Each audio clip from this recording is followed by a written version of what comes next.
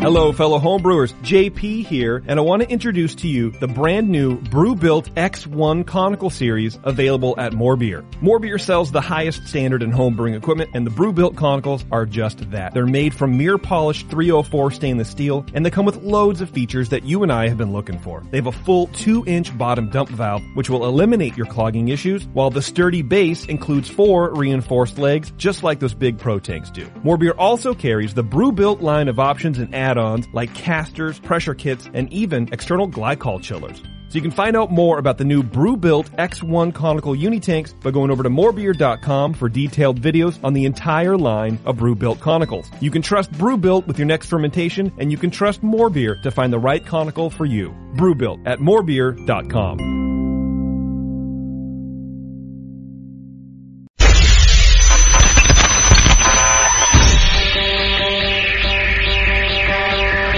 Home brewers, craft brewers, beer lovers, beer drinkers.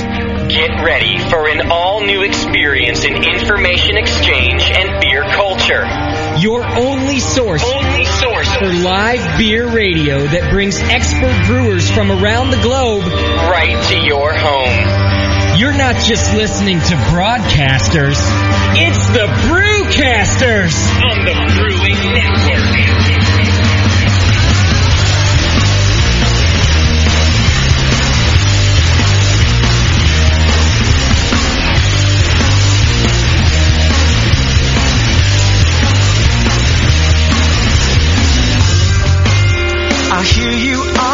Good afternoon, everybody. Welcome to the Brewcast. It's another great Sunday here in California, and we've got a good show planned for you today.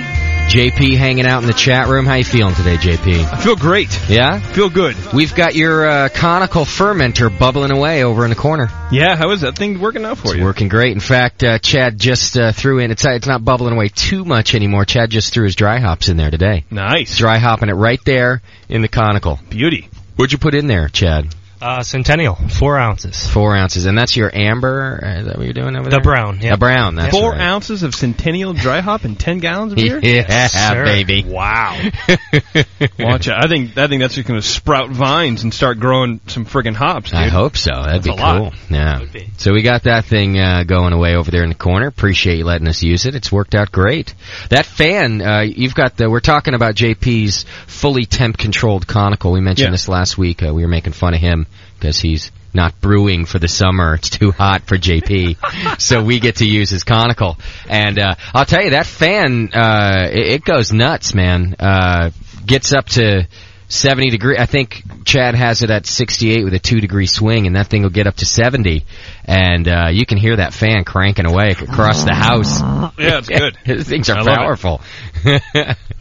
All right, now with us today, we're going to have some special guests showing up in a little while. Haven't quite made it yet, but they'll be hanging out, and they're going to help us greet the man, the legend, the Bay Area homebrew king is what I think the name has been floating around lately, and it's Mr. Homer Smith, and he's hanging out with us today. How are you, Homer? Oh, I feel great today. Yeah, we're happy to have you. Well, the pleasure's going to be mine. Hey, we brought you up into the 110-degree weather out of, you were in nice, cool Berkeley before getting here, and we made you come out here to sweat with us. Oh, it's not that bad. It's a beautiful day. All right.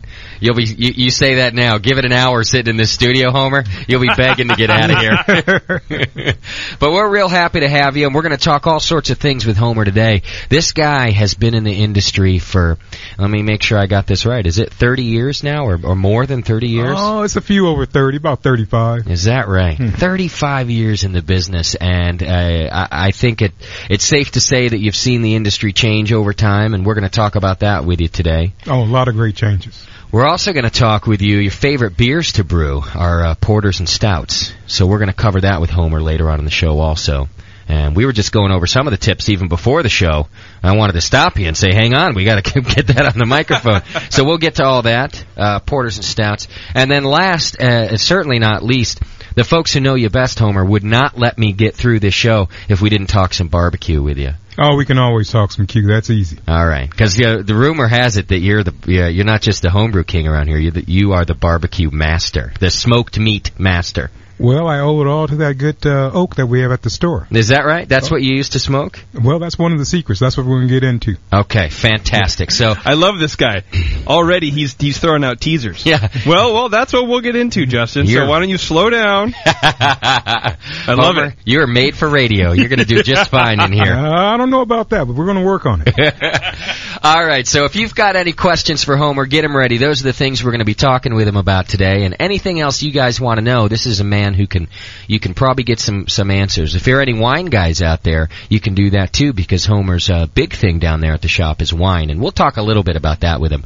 Maybe get him back some other time to do a full wine show. So get your questions ready. 888-401-BEER. That's our number. It's a toll-free line. You can call from anywhere. 888-401-BEER. We'll put you on the air. You can ask your questions that way. Of course, JP is hanging out in the chat room. Just hit the Chat Now button right there on the homepage. Do it. And that'll get you into the chat room with all the other listeners. A lot of people hanging out there today, huh?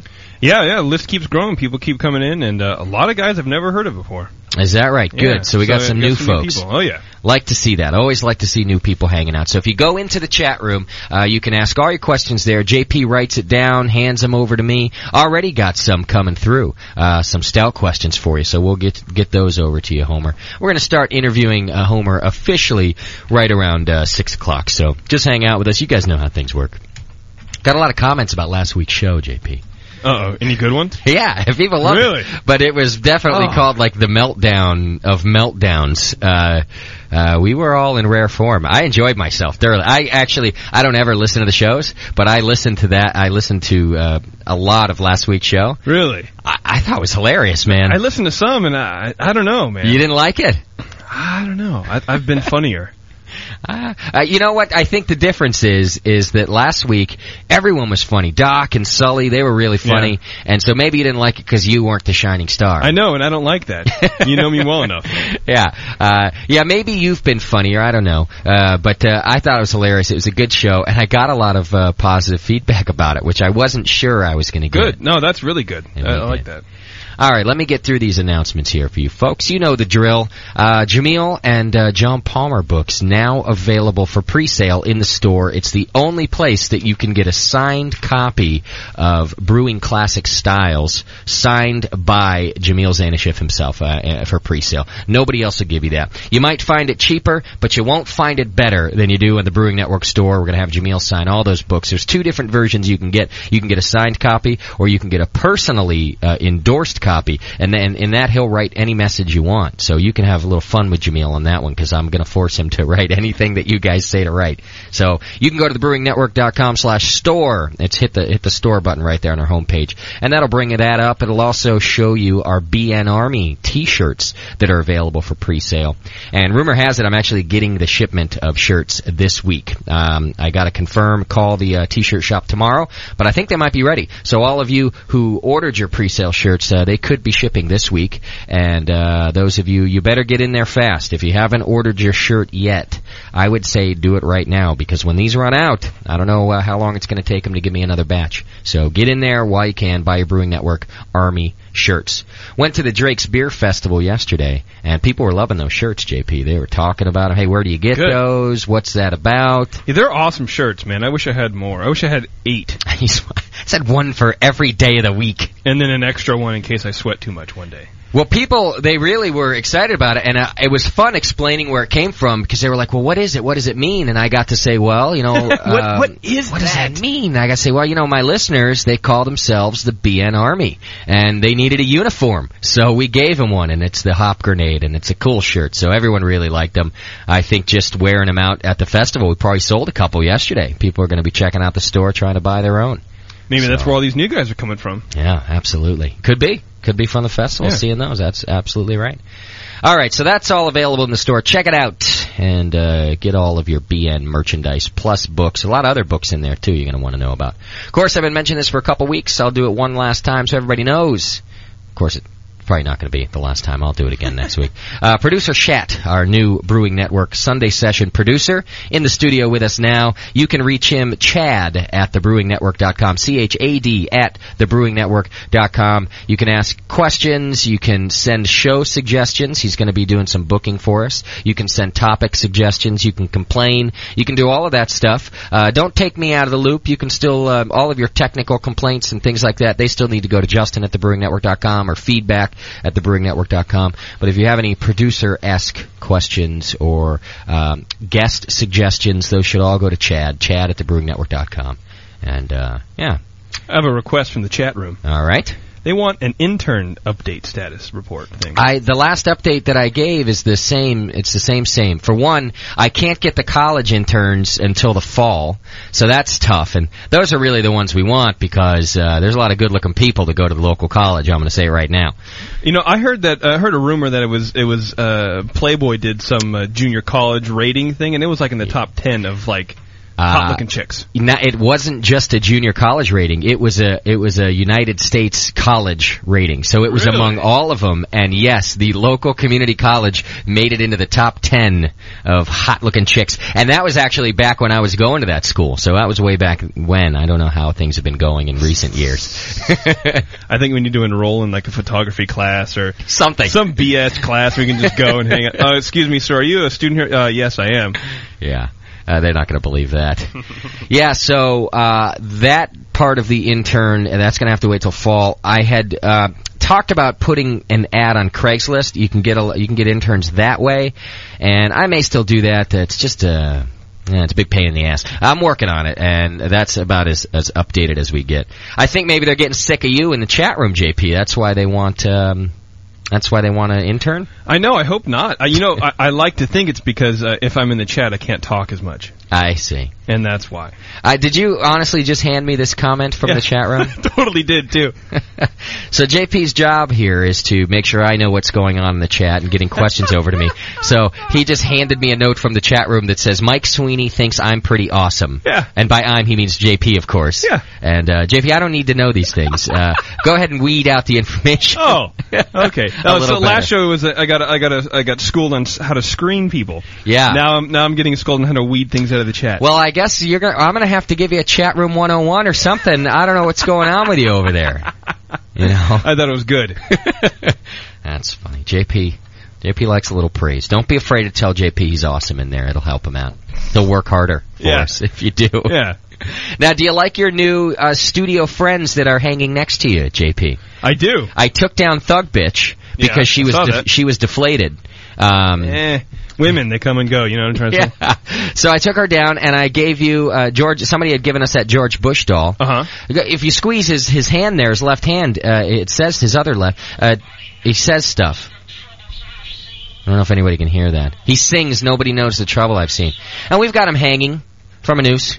That's our little George Bush. Hanging from a noose? That's our little Bush. And then, of course, you've got Travis the alien, which is Daniela's favorite studio character. Yeah, from Orlando. Yeah. So, yeah, there you go. I just thought you could use some company over there in your lonely corner. I appreciate it. And you got the big, giant bra that can hold 2 midgets. Yes. That's a good one, too. I left that for you. I could have put it away, but I thought, well, JP might want that. You know, so I left that for you. I appreciate you. All right, so for announcements, I think that's about all I have.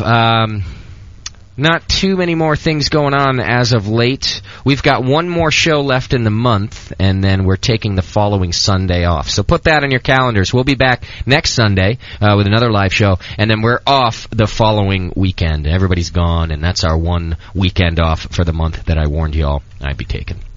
So that, my friends, is the deal with the updates. Everyone was real upset that I didn't do this segment last week, so let's get to it this week. Oh, my God! You've got mail. Yes.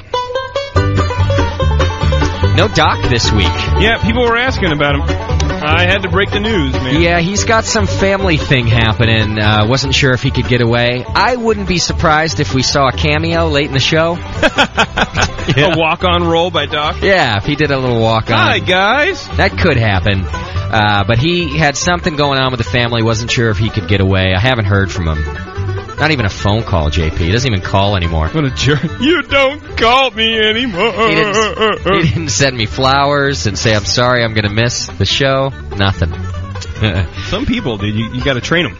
But Doc and Sully got real upset I didn't do the feedback last week, and so did a few other people. I got some emails about it. Really? And people really like the feedback section, so got to make sure not to cut it out. Please people now. Please them.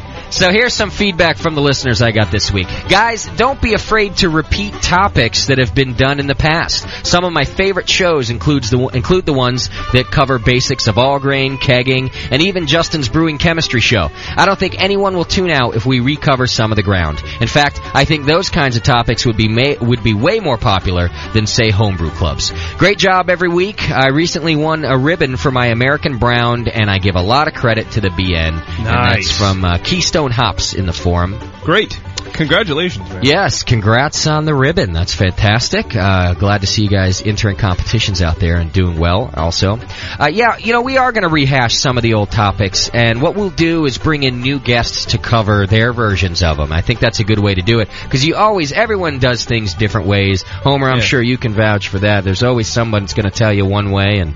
Oh, yeah, definitely. There's more than one way to skin a cat when you're brewing beer. That's right. And also when you're kegging, like that person just mentioned. Yeah.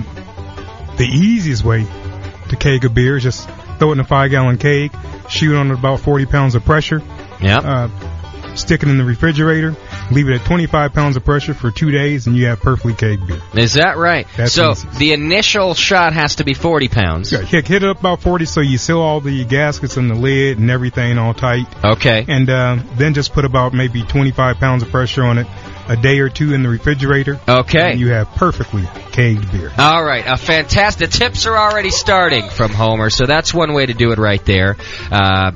And yes, so we will be covering lots of different topics that we've already covered. We'll get into that as we keep booking shows. All right, here's some more email. Jay, just dropped you a small donation via PayPal, and there was no room for a note, but I just want to let you know that you guys rock. I've been a devout fan from almost since the beginning, and I still look forward to each new episode, which is good. That makes one of us. I'm kidding, JP. I love this place. What? I'm glad you're paying attention. I've told you this before, but you guys have inspired me to take my brewing more seriously. More serious and respectful, even, which is our new MO around here. And it's added so much to my life. My beers rock now, and it really is primarily because of you and your crew. The show's great. You've been given great info. And F anyone who doesn't enjoy the meltdown. Those late-night conversations are half the beauty of enjoying beer with friends. There you go. And believe it or not, it's still more professional sounding and interesting than most of your competitors' show. I love you all in a way that makes me uncomfortable. You suck, Robert, a.k.a. Junket, in the forum. That's a nice email, huh? That's a good one. Good stuff there. All right, here's some more. Hey, Justin, after you said you didn't have any feedback last week, I thought I'd better get off my arse and explain how much you suck. Very nice. See, you asked for feedback, and that's what you get. That's what you get. I got pointed towards your show about 18 months ago on the Aussie Homebrewer Forum, and have been listening ever since. When I started listening, I had just begun all grain and had a 20-liter hot liquor tank, 25-liter igloo mash tun, and a converted keg boiler. And that sat on a stand, quote, stand, which consisted of his washing machine and a stove. It's a good brew stand. Hey, why not? Your equipment show, though, really opened my eyes, as did the aeration and the fermentation show. So over the last few months, I've rebuilt my system. Now have a 65-liter hot liquor tank, a 55-liter mash tun, and an 80-liter boiler on a 3-tier stand. So he's really upgraded. 20 gallons? I don't know. I can't 10 gallons? Liters. At least 4 gallons. It's at least 4 gallons. I think you're right. This easily gives me a... Oh, here, he's written it down for us, JP. He knew that we were retarded, and so he wrote it down. He says That's a true fan of the show. Yeah, right there. He is a fan. This easily gives me a 42-liter, quote, or then in parentheses, 11-gallon batch. There we go. So 42 liters, 11 gallons. Wow. The hot liquor tank is temp-controlled, and I also have a temp-controlled fermenter fridge. So here comes the bit where you suck. I'm in San Francisco with work for a month. That's cool. Aussie out here hanging in San Francisco. He should go to 563 2nd Street. Just 2 blocks from AT&T Park. He said, I've so far tried 63 different beers. Not 63 beers, by the way. I've had a lot more than that. But 63 different ones is what he's tried. 63 different beers. Yeah. And he says, I've generally been drinking myself around the city. I'm catching up on old shows, and I listened to your fermentation show. I don't know what the hell happened, but somehow, between me listening to you and drinking a nice bottle of Chimay, I ordered a 15-gallon conical, an O2 aeration system, and 5 brewing books. Of course, now I need a pump, so I've also ordered a marsh pump. Good boy. Did I mention I'm flying back to Australia next Saturday and somehow have to check all this in? I've spent the last 4 hours cutting and gluing boxes to make it all fit within the size restrictions. Look what you are freaking responsible for. So, here you go. He has a question that I was supposed to ask John Palmer about some metallurgy. I'm not going to bother asking it because I don't have the answer, so you're going to have to hang in there for that. That's Matt from Australia. Thanks for the feedback, Matt. I will get your question answered. Yeah, that's cool, man. Fear not. Here's another one. Justin, you no-talent hack. What the hell happened with last week's show? I got absolutely no useful brewing information whatsoever. I suppose that I could have learned something from the lecture if I was a biochemist or if I spoke Belgiumese. Yes, I just said Belgiumese. Belgiumese. That sounds like some sort of sex lube in German or Belgium. He says, how's that for some Abby Monk respect? Very serious and respectful show. In short, I loved it. Build up, followed by intermission, followed by meltdown. Fantastic. I cannot express how much I learned in the archives, and it was great to hear you being yourselves and doing what you guys do when they're drinking beer and just hanging out. It was a fantastic break from the normal format, packed with knowledge. See, JP, I told you, man. Sully, last week was good. It rocked. All right. Sully's in the studio with us. There's a bee in the studio. He's got... Oh, is there really? That's going to freak me out. It's funny watching JP kind of freak out right now. We're all going to scream He's leaving now. Help me, help me!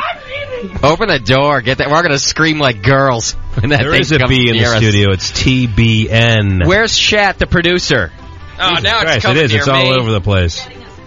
Well, Shat needs to get in here and get rid of this bee before people hear me scream like a second grader. JP, go get Shat. We need that man. Well, he wipes you and then he gets rid of the bees. Is that the way it works? The bee is working the control board right now. Ay vey. All right, I'm going to try to ignore the bee so I can get through this stuff. This one was for Chad in his terrible all-grain session that we talked about last week. Says, Shat, you think you have it bad with your hose clamp. I did my 4th all-grain, a Saison. I hit all my numbers, 90-minute boil, started my Whirlpool chilling, and went inside to prep the carboy. Pumped cool wort into my 6.5-gallon carboy and filled it to the top. It's a 5-gallon batch, he wants us to know, and he filled his 6.5-gallon carboy right to the top, so... it's not. He says what happened was his effing hose clamped on my undersized immersion chiller from a smaller kettle was leaking water into the kettle as it was cooling. I had to reboil half of it just to get the volume back down. An hour later, I gave up and just put it into the carboy and pitched. So he had to reboil half of it? I guess. Well, I don't know why you only I'm just repeating it. I'm sorry. Thank you. I think I have a 10-point low Saison, he says. So there he goes. He's never been so close to throwing his chiller and carboy into the street, he says. To make it worse, my burner melted a pinhole in the chiller water hose, so I had hot water shooting out all over the place during the process. He wants us to know, he said, I'd like also to request that I be inducted as the first member of the BN Militia. What is the BN Militia? We are the BN soldiers who live so far out in the sticks that 56K dial-up is the only option. We fly under the radar reading, but never posting in the forum, and listening to the archives when they download 4 days later, or having to use the city computer at work.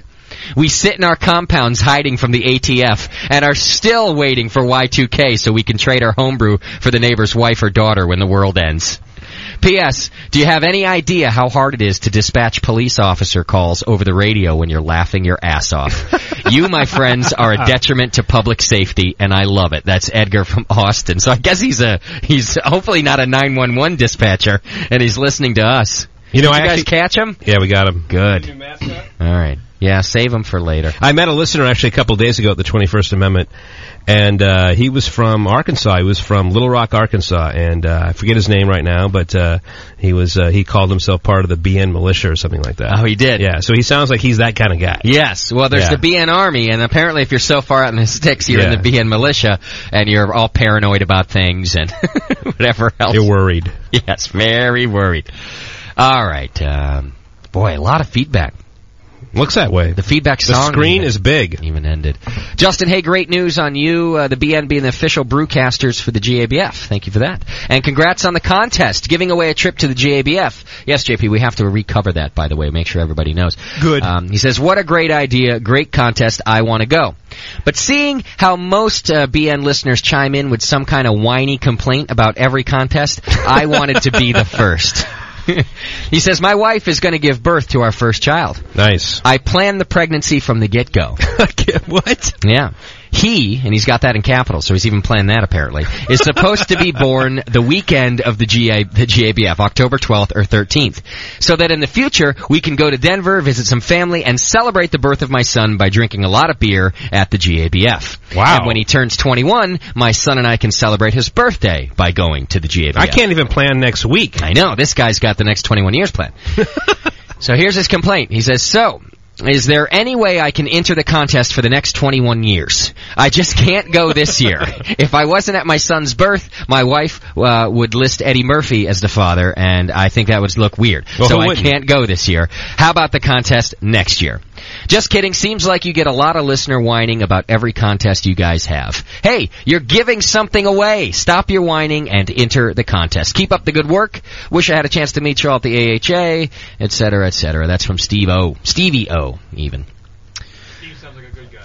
Yeah, Steve is a good guy. Have you moved from your perch? Yeah. Whoa. Ouch. Hey, how you I doing? see. I didn't even see. You got Stephanie working the chat room now. Yeah, sorry. I just came in. That's fine. Okay, so now I got to tell everybody. So now Stephanie is your chat room moderator. If you haven't entered the chat yet, hit the chat now button, and Stephanie will take under myself, all of your questions. You're in there as Stephanie the mod. Okay, great. Did you remembered your password? I remembered okay, my password. Stephanie the mod and Sean O the mod. Yes. How you doing that? That was his own form of mod. You trying to get the mod haircut going?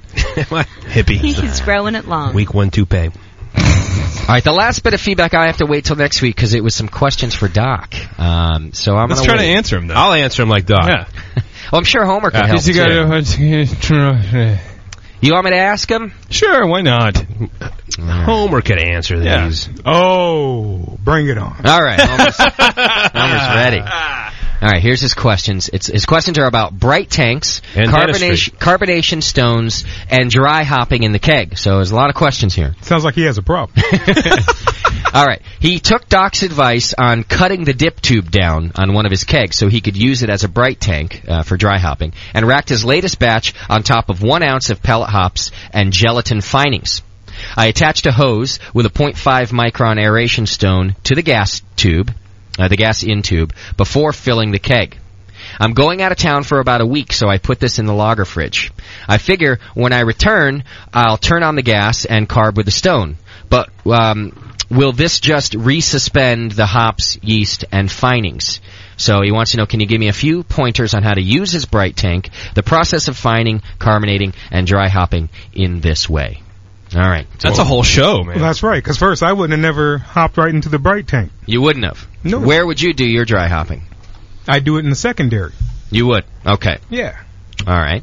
I think that what Doc had recommended was that you could, I think he uses this bright tank as his secondary. He goes from carboy to a keg with a cut off, he chops about 2 inches off of that dip tube. It's time to sell him an extra bright tank. Another. Yeah, that's right. We can fix him right up. So you would have gone secondary into another carboy and then dry hopped there. That's correct. Okay. Anytime I'm going into the to the keg, that's the final option. And so you don't want anything in there. Okay. I might even filter prior going into the keg. I see. And therefore you won't have anything else in that keg. You don't have to worry about anything, shaking around in there and coming out the spigot and also causing another problem. Maybe causing something to break down and pick up maybe some off-taster flavors. Right. And so you want to get rid of all that. go into the keg, you got clean beer. Okay. And it sounds to me like that's exactly what he was worried about, because that's why he used the cutoff dip tube, and he wanted to then aerate it and was worried about just throwing all that junk all back up into the beer. So yeah, it sounds like when you if you're using finings and you try to recarbonate, in a vessel, if you're using a stone, it's going to kick everything right back up. I mean, we've fined beers at my place, and the problem is that you anytime you hit that stone again, everything just gets kicked right back up, and you have to wait for it to settle out again. So where should he have used his finings? In a secondary vessel instead, and then just transferred to a keg? Where should he have used those finings? That's right, in a secondary. Okay. Yeah. All right. Or if you had a big brewery and you had a unit tank like I do, you could do it in the primary. A unit tank. JP, why didn't you catch that? I did. Just trying to let it go, man. Let's see. All right, that's our feedback. I had some other really nice ones. A lot of people enjoying the show, and some guy says, let's see, love what you guys are doing. Don't think for a second that no one cares if you guys broadcast your show every week. I work in a sweltering factory 6 days a week, and one of the shining points of my week is the session, Jameel, and even lunch meat, he says, JP. Yay! So Bruce Strong, my brothers of the BN Army, and that's Eric from Iowa. And that, my friends, is your feedback for today. Eric is my new best friend. Sully, why were you late? I can't tell you. You better tell me. Okay, I'll tell you what happened. He didn't crank the Vespa. He's going to try to blame it on me. Did you not get enough speed out of the Vespa? No, we, it crapped out. Stephanie and I went to the warehouse again. This is my second week there, by the way. You did? I go one more week. I'm a regular. Beautiful. Yeah, so went out there, and then we ran into Motor and John Foster. Thank you. At the warehouse? Yeah, well, kind of. And hung out and ran into some other people there that knew me, and that was it. We hung out there. And so, in other words, you had more important things to do. No. I mistimed everything. But I got to tell you right now, I'm shocked. Doc is not here right now. I know. He's not going to be here at all. I'm early compared to Doc. That's the way I look at it. I don't know. Doc's MO is 2 minutes before the program airs, not 17 minutes after start time, Mr. O'Sullivan. I'm sorry. Have you been to the warehouse, Justin? Like berating you. I love the fact that you said 17 minutes, like you had a little timer going. I did. It was the Sully timer. I've not been to the warehouse. No, I hear it's a good place. Yeah, well. Yeah, it's really fun. Did the Harley guys talk to you this week on your scooter? They talked to me last week. They give him the little wave when he's on his Vespa. They always still wave at him. Only because they know it's him. They see this extra large helmet coming out. Oh, that's Sullivan. Well, it's funny. I asked him, what do they do when they wave at you? And he says, well, his hands are on the handlebars. He goes, I just lift my fingers up. No. You won't let go of the handlebar? Not yet. Sully, you're such a You've pussy. only had it for a couple months. Sully, you have the training wheels on either side. You're not going to fall. Oh, that's right. I forgot about that. You really are. And I wear a seatbelt, too. You have seatbelts on motorcycles, right? No. Justin, you ride a motorcycle. No seatbelt. What? Yeah, that's dangerous. Oh, shit. That's dangerous. You got to be able killed doing that. Yeah, you got to be able to bail. You got to be able to bail quick. Is that what you call it? You're like all Harley. I mean, you got to be able to bail. I think on a scooter they call it hopping. I think you have to be able to hop. You need to leap. Right. It's actually called dumping. You got to know how to dump. Okay. You want me to teach you how to dump? Yeah, let's do it. You really got to know. Okay, let's do it. If you have to make any quick stops, you got to know how to dump. Okay. And I'll tell you right now. You're gonna eat some asphalt, but it's a lot better than breaking every bone in your body. Can you ride on the back of the bike when I do that? We're that close, aren't we? That's the method of teaching Sully to scooter Better dump. you than me. Scooter dump. We're going out for scooter dump training. I think it's funny because today I had Ryan was kind of playing, or I'm sorry, Ian. Nobody knows. He was kind of playing on the back of it, and I was like, "Hey, let's go for a ride." He was scared to death. He wouldn't do it. He wouldn't go for a ride, really? I wouldn't do it. Yeah, I wouldn't go for a ride with you either. Too little. All right, we're going to take a quick break. When we come back, let's start talking to Homer. We're going to start it a little early. The show. I just want to talk briefly when we come back about the Drake's Festival, and then we'll get right into the good stuff with Homer. Hang in there. It's the session. We'll be right back. You're listening to the Brewcasters. On the Brewing Network.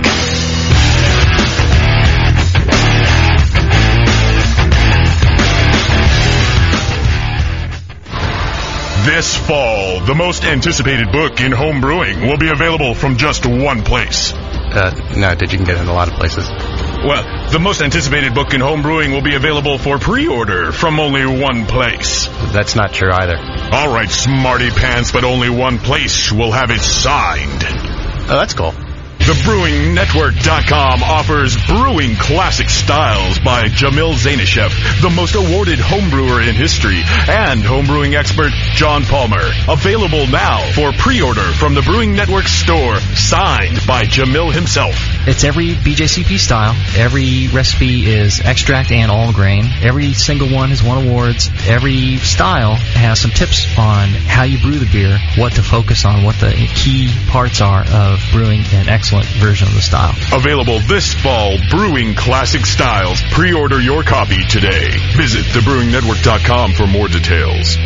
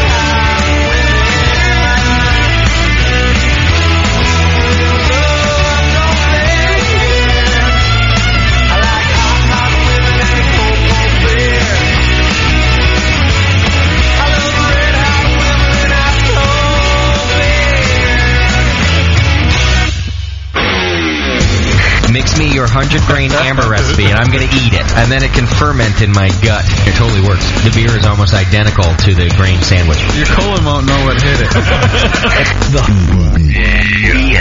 The home of live beer radio. TheBrewingNetwork.com. Because like beer, radio shouldn't suck. You're listening to The Session.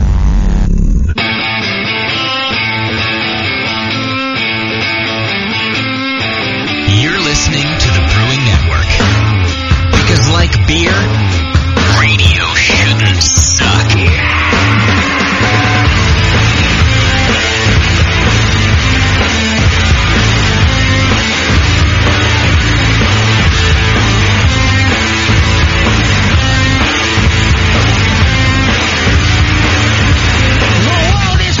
Yes, and welcome back, everybody. It's The Session on the Brewing Network, your home on Sunday, and we've got the great Homer Smith hanging out with us today, and we're going to be talking to him in just a few minutes.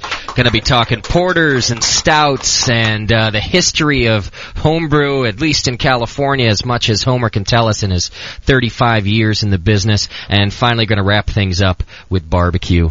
Joining us in the studio right now, though, another special guest is Roger, the artist formerly known as Roger from Drake's. Yeah, I've officially changed my last name. You're no longer at Drake's. No, my last day was the end of June 29th. And you have been watching daytime television ever since, or Judge Mathis, Judge Judy. Yeah, how's that going for you? It's going good. It's getting a little boring. I like a good court TV every now and then, but day after day, it's tough. Well, they're all turning into like Jerry Springer. Sure. Who's your favorite? I think Judge Mathis right now. Is that right? I was always a Judy fan myself back in college. Yeah, she's usually on right about my mid-afternoon nap. Well, it's good to have you, and then I just want to announce real quick, Homer, lest you think we didn't think you could carry the show yourself. We brought in extra brewers not just to co-host with us, but to help pay tribute to you. I've got a few surprises throughout the show for you today, because you've worked with a lot of different people in the industry, and when I told Roger you're going to be on the show, he's like, hey, can I come too and hang out with Homer, and I've got some things to say, so that's why Roger's here, and Sully the same thing, we got him to co-host, and I had to fight people off to keep them out of the studio when they found out you're going to be here, Homer. And they all brought guns, right? Yeah, actually, that's right. They were all 22-year-old blonde strippers. So I hope you don't mind our choice of who we wanted to let in. I chose Roger instead. I figured that'd be more appropriate. Gee, thanks. So anyway, I'll have a few surprises for you throughout the show, and we'll throw those at you as we go. But Roger, I want to talk about the Drake's Festival yesterday, because even though you're no longer there, you obviously set up this festival last year and had a big part in it this year. So tell us about what the Single Hop Fest was this year. It was a lot of fun. Basically, we had 20-plus breweries that all did a same hop beer. We used a new hop on the market this year called Bravo. Okay. I don't know if you've played with that one yet, Homer. But no, haven't had the opportunity yet. It's a new one put out by SS Steiner. It's really high alpha. I think, what was it, 15.5? Is that the alpha on it? Yeah, I think it was 15.5. They also have another one out called Apollo that's like 18.8. Wow. Yeah. Is that a new one also, Yes. Apollo? No kidding. I think the hop people are trying to outdo themselves, Yeah, Summit came out last year with 18. They're like, oh, well, we can beat that. Yeah, they're doing the double IPA competition amongst themselves. Exactly. JP, can you get those hops in the homebrew shop? Yes, please. Both of them? Sure. Apollo also? I can probably call around and get some samples, yeah. Oh, you don't think you have... Do you have the Bravo in stock? No, we haven't we haven't had a new hop in a while. We have no room in our fridge, and that's kind of a bummer. But I can get samples. Okay. Well, I just didn't know if it was readily available to homebrewers. Do you have either of these down at Oak Barrel? We don't have those yet either. Okay. Like you said, we could probably get samples now, but yeah, okay. No, they haven't come out in the market yet. Okay. And by the way, there's a link on our site to Oak Barrel, which is where Homer's been working for the last 30 years there. It's oakbarrel.com. You can check it out, and all your wine and beer needs can be satisfied right there. You can click the link on our homepage or go to oakbarrel.com. All right, so last year, what was the single hop you guys did last year when you did the... last year we used Summit. Okay. And Summit was actually pretty much new on the market last year as well, so... Okay. So how did you feel that the beers turned out? Now, you guys give everybody the same recipe, right? Yeah, it's a guideline, basically 93% two-row, 4% Munich, and then 3% Crystal 45. Okay. And then after that, you're on your own. You can ferment it at your temperature. You can use whatever yeast you want? Whatever yeast you want. This year, Russian River used a Belgian-style ale yeast. Yeah. Which was interesting. I heard, I liked that beer. I got to admit, because it's my job, I heard some hemming and hawing about...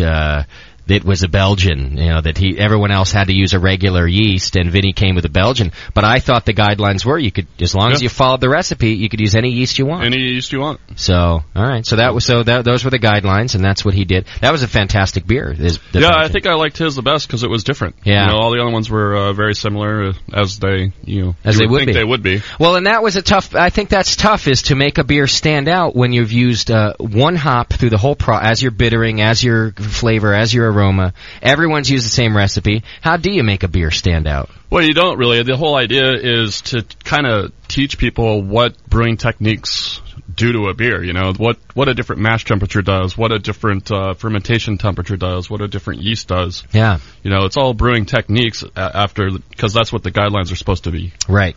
And the cool thing was that you guys had a handout at the fest that said how each beer was done, what temperature it was mashed at, what temperature it fermented. That's what taking 2 weeks off will do. You'll get that put together. You have nothing better to do. So you just.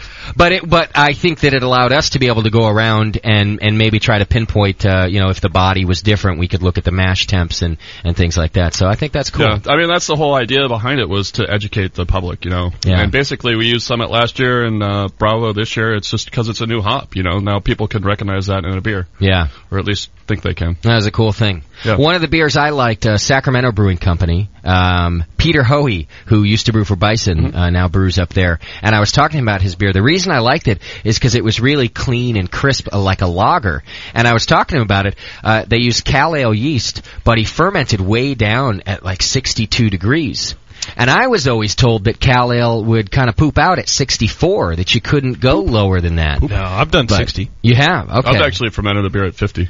With Cal. No, he said that too. He said he did one at 55 once, but not down at 50. Yeah, I did a Scottish ale at 50, just keep the esters down. Okay. No esters whatsoever. And it doesn't just go to sleep on you. It took a lot longer, but it was also a high Plato beer, too. It started at 22 Plato. Do you have to do a larger pitch? Oh, yeah. You do? Okay. Lots of variation and lots of yeast. Now, what about even down at like 62 degrees? Would you say you'd have to do a larger pitch there, or that's kind of normal? I ferment everything at 65 just because I'm not into esters. Yeah. I agree. Well, 65 I think is normal, but like I said, I was told, in fact it was just the other day, that it would kind of go to sleep at 64, and he was telling me 62. But I loved how clean it was. There was no esters. It really tasted like a lager, but then it had that Bravo hop flavor going. Yeah, I mean, you could pretty much train any yeast once you put it into, a brewery or even a homebrew situation. You just gotta treat it like you want it, and hopefully it'll do what it does. It's good advice for your women as well. Treat it like you want them. Treat it like you want them. Yeah. Like Isn't that right, Stephanie? She's giving me the Daniela look, that boy, you're an asshole look. Yeah. I think it's You're good at that. Have you been practicing that look? I am dating Sully. I see. She has to use that look often, apparently, is what that means. Well, it was a great festival, and then all of the proceeds went to charity, too, went to a local elementary school. Yes. So that's kind of cool. Great thing. Stephanie likes that. It's not going to increase teachers' salaries, Stephanie. Is Stephanie drunk of the week?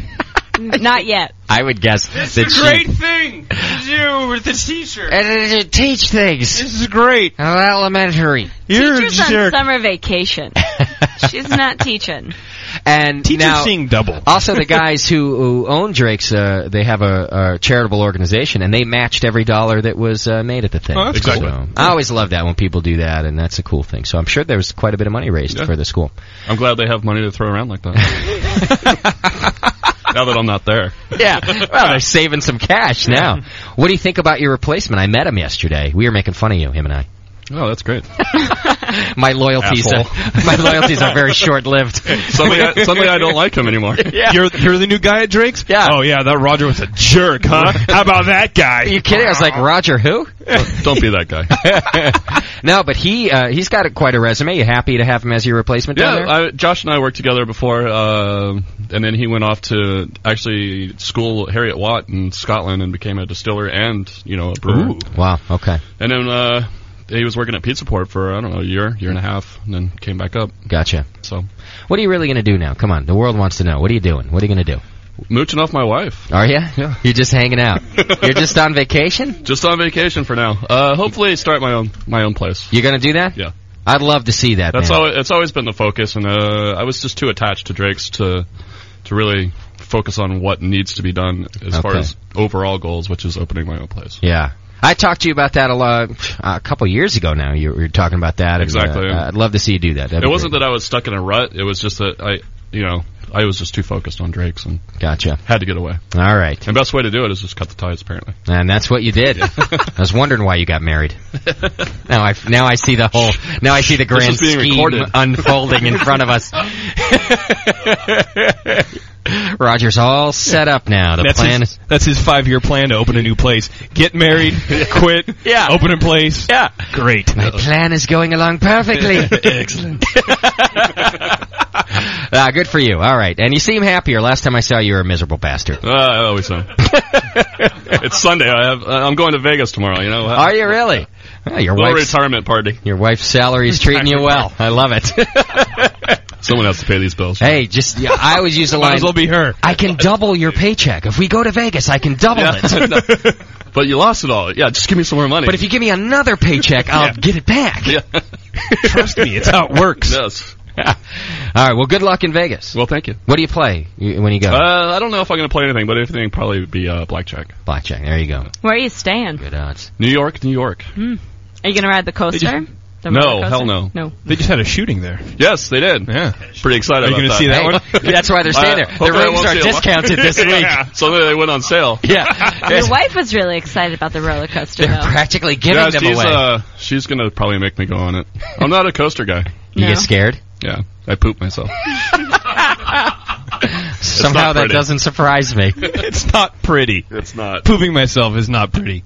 You're aerodynamic enough, though, for those roller coasters with that head of yours. What are you trying to say? All right, listen, I'm wasting Homer's time here. We got a wealth of information. We're talking about you in New York, New York. And pooping. We'll start talking about Homer here. Not just pooping in general, myself. 888-401-BEER is our phone number if you have any questions. And, of course, you can join Stephanie now in the chat room. Hit the chat now button right there on the main page. She'll be nice to you. Stephanie, don't let them get out of hand this week. I hear it's been going crazy in there. I ran into somebody yesterday that said the chat room's been getting out of hand. So. Oh, come on. I got a couple notes myself, so everybody be nice. I think we got some really nice guy, so. New listeners in there. Of course, it's your chat room. Have some fun, but be nice to the new folks. I didn't notice anything. Right now, they're all commenting on the size of Sully's head. So somehow I'm not surprised. I'm trying to diffuse which head?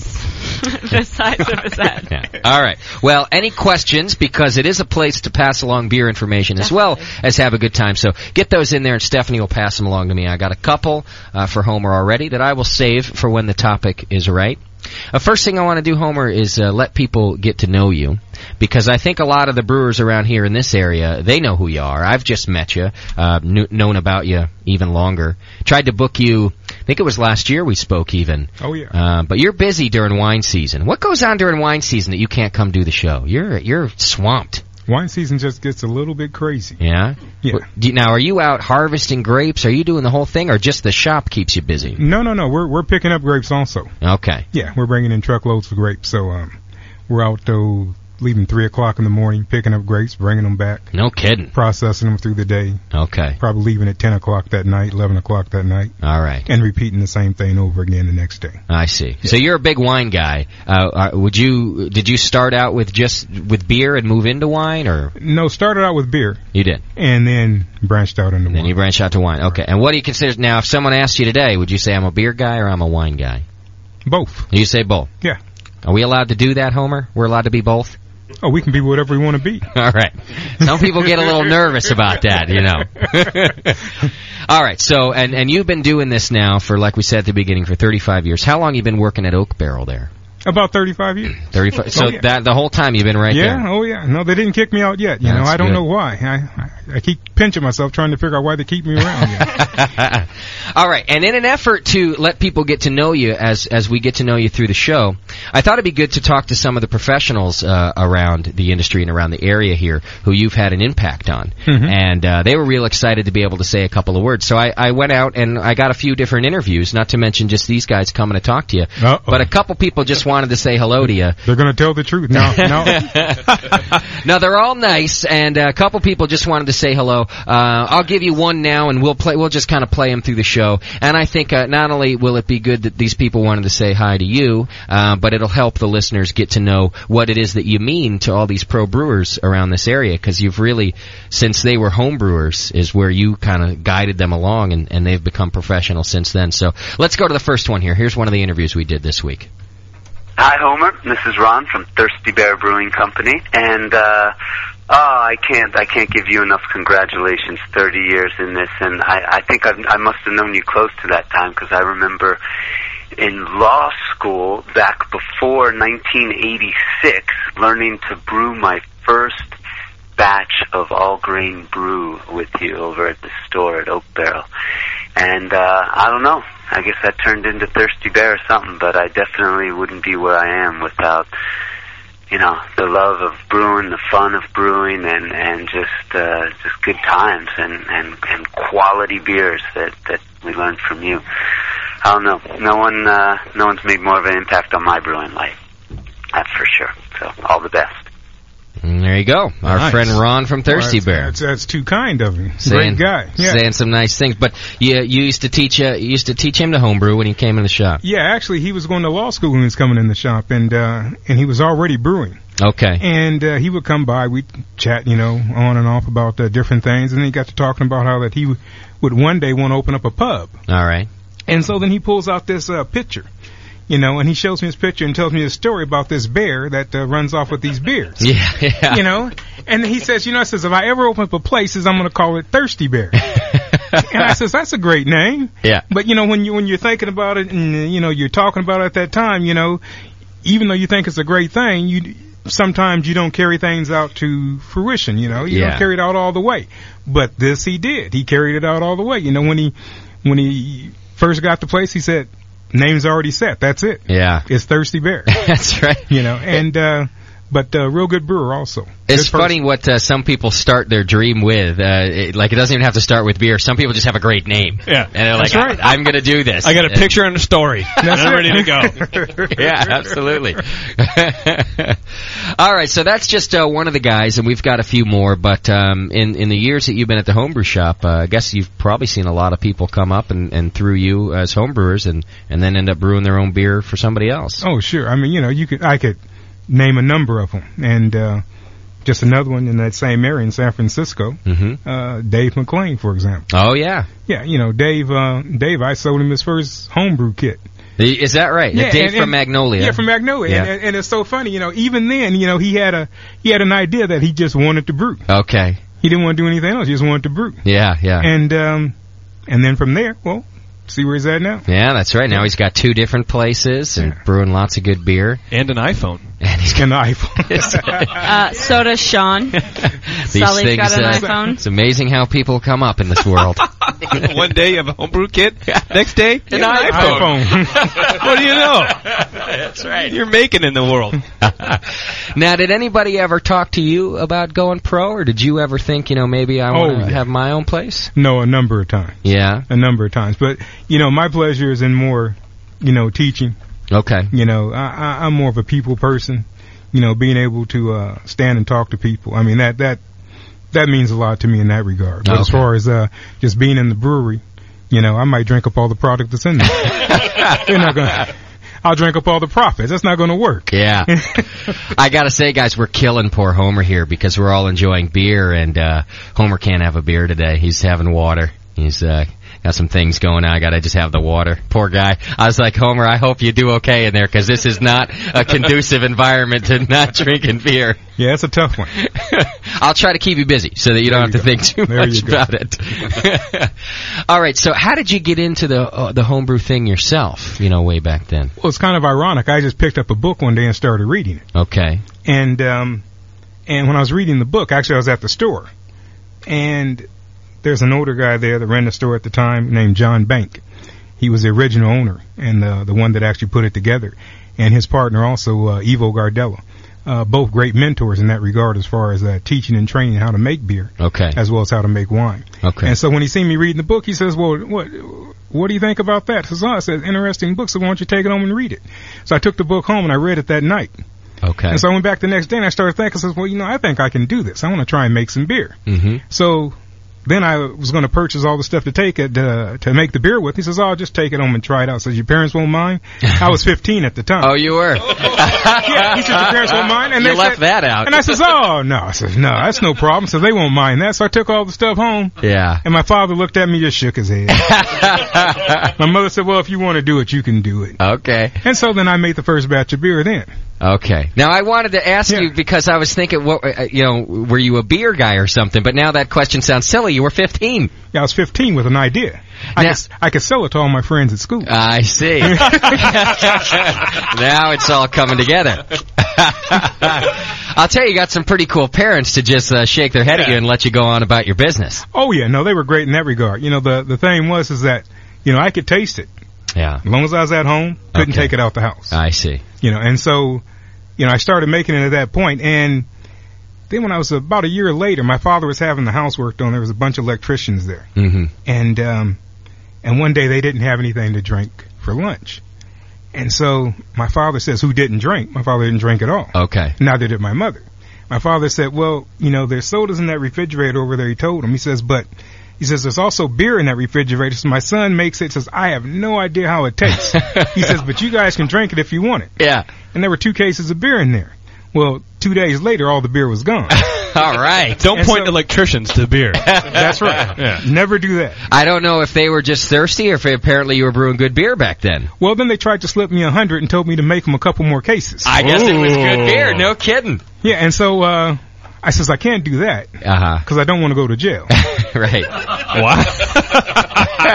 So I says, I can make some beer and you can just drink it. Yeah, sure. And so they would come by periodically and pick up beer. Okay. Just to drink. No kidding. Yeah. Now, tell me, was it legal to brew at home in general? If you were of age, was the law? No, it wasn't legal to brew. Wasn't legal at all. No, anyway, it wasn't legalized until 1978. Okay. Is when Jimmy Carter actually signed the bill. That's right. And it became law in 1979. Okay. Yeah. So how did the shop kind of get around that? That's my question. Well, you lived in a gray area. Okay. Yeah, you were sort of floating around. We were floating around in the gray area. It's just like buying the components to make a bomb. Yeah, you're allowed to buy the individual. You can buy all the individual components. But there's no books on how to make a bomb. No, you can get those at the library. Oh, really? Yeah. You can get all that stuff. Really? It's just then the act of doing it that's the illegal part. That's the illegal part. Not that anybody here would do that, though. Of course not. No. I can't believe I just told JP that there's books on this stuff. We're in trouble. Did you hear Homer pull a Jamil? Well. Yeah. Well, and I guess it's the same. If you go to a tobacco shop, you go to a smoke shop, they're allowed to sell, pipes of all forms, bongs and everything else for illegal contraband. What kind of tobacco? And they're allowed to do that. You're just not allowed to put 2 and 2 together, and then actually. So I guess it just falls under the same thing, doesn't it? All right. Because it used to be on the cans of Blue Ribbon extract, which was the only thing that was available. Okay. Back in the late 60s, early 70s. Okay. That's all you could really find pretty much was Blue Ribbon. And on the can it would say, this is how not to brew beer. This is how not to? Right. This is how not to brew beer. I love it. That's brilliant. Right. In other words, if you were to add yeast to this, you'll be making beer, but that's against the law and you can't do that. Yeah, okay. Oh, man. And so the brewing ingredients back then really weren't all that great. Okay. The yeast that they were using was, a lot of times it was bread yeast. Okay. But we did sell a couple different yeasts. Like, there was a German company that made a yeast, and also there was a British company like Edme. Okay. That was on the market at that time, but there weren't too many varieties on the market as we find today. And, of course, all dry yeast. All dry yeast. Yeah. Well, what were they doing selling little 10-gram or 5-gram packets of yeast if there was really no? Or were they just kind of feeding the underground? Oh, well, that yeast can be used to make bread also. Mm-hmm. Oh, yeah. You can go still buy the same packets at the store right now. That's correct. Those little things. Mm-hmm. Now, tell me about what, do you remember the exact ingredients of that first kit that you brought home to brew? You remember what you brought? Oh, it was so simple, it's almost unbelievable. All right. Had a can of malt. The Blue Ribbon malt? Blue Ribbon malt, which was about 3 pounds of malt. Okay. And what happens is then you turn around, you add another 3 pounds of sugar to it. Just regular table sugar? Regular table sugar, cane sugar. Okay. Which is going to give you a cidery effect in the beer to begin with. Yeah. And then you turn around and you use, beer yeast. Okay. And what did you have available for hops then? Well, that's the killer part. See, hops, they were compressed hops. Okay. And you would get those from Great Britain. Oh, really good stuff, in a nice little blue foil packet. Really? Oh, yeah. Okay. Horrible. Stale was all good up. But that was what was available. Okay. Yeah.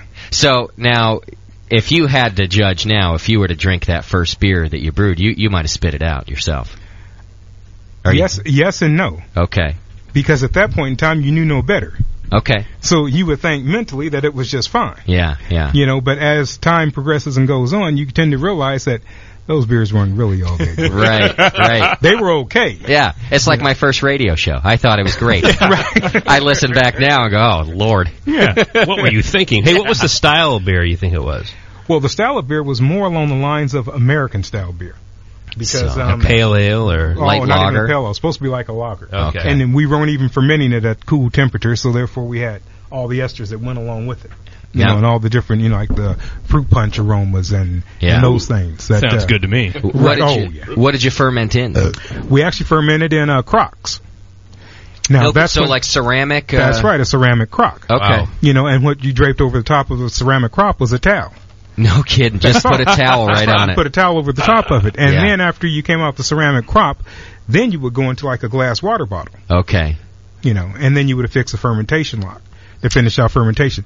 That's if you were sophisticated. I see. Most people did not do that. Really? Yeah, they just came right out the crock, and some would start sticking the ladle in there and start dipping it out and putting it down their throat immediately. Are you kidding? Oh, no. No carbonate, just right there.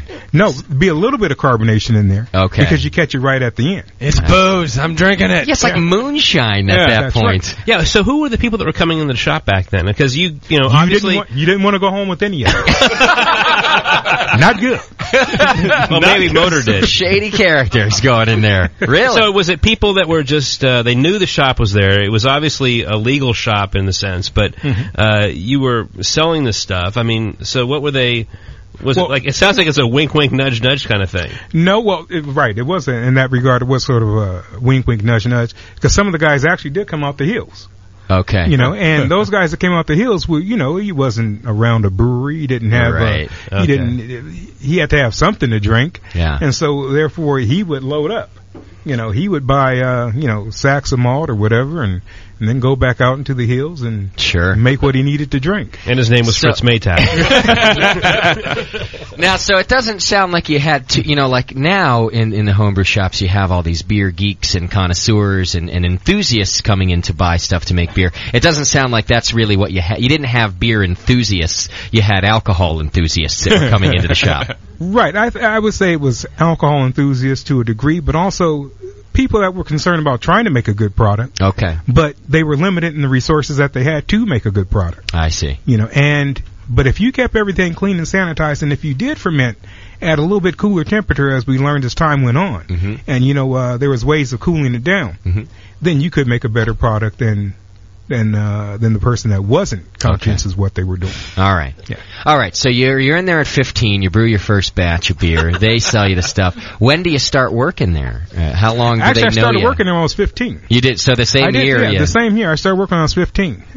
Was that just to get free ingredients? No. That was to get away from all the coaches that were trying to get me to play football, baseball, and basketball. Oh, is that right? Oh, yeah. So you were more interested in beer than sports? Oh, yes. Good man. All right.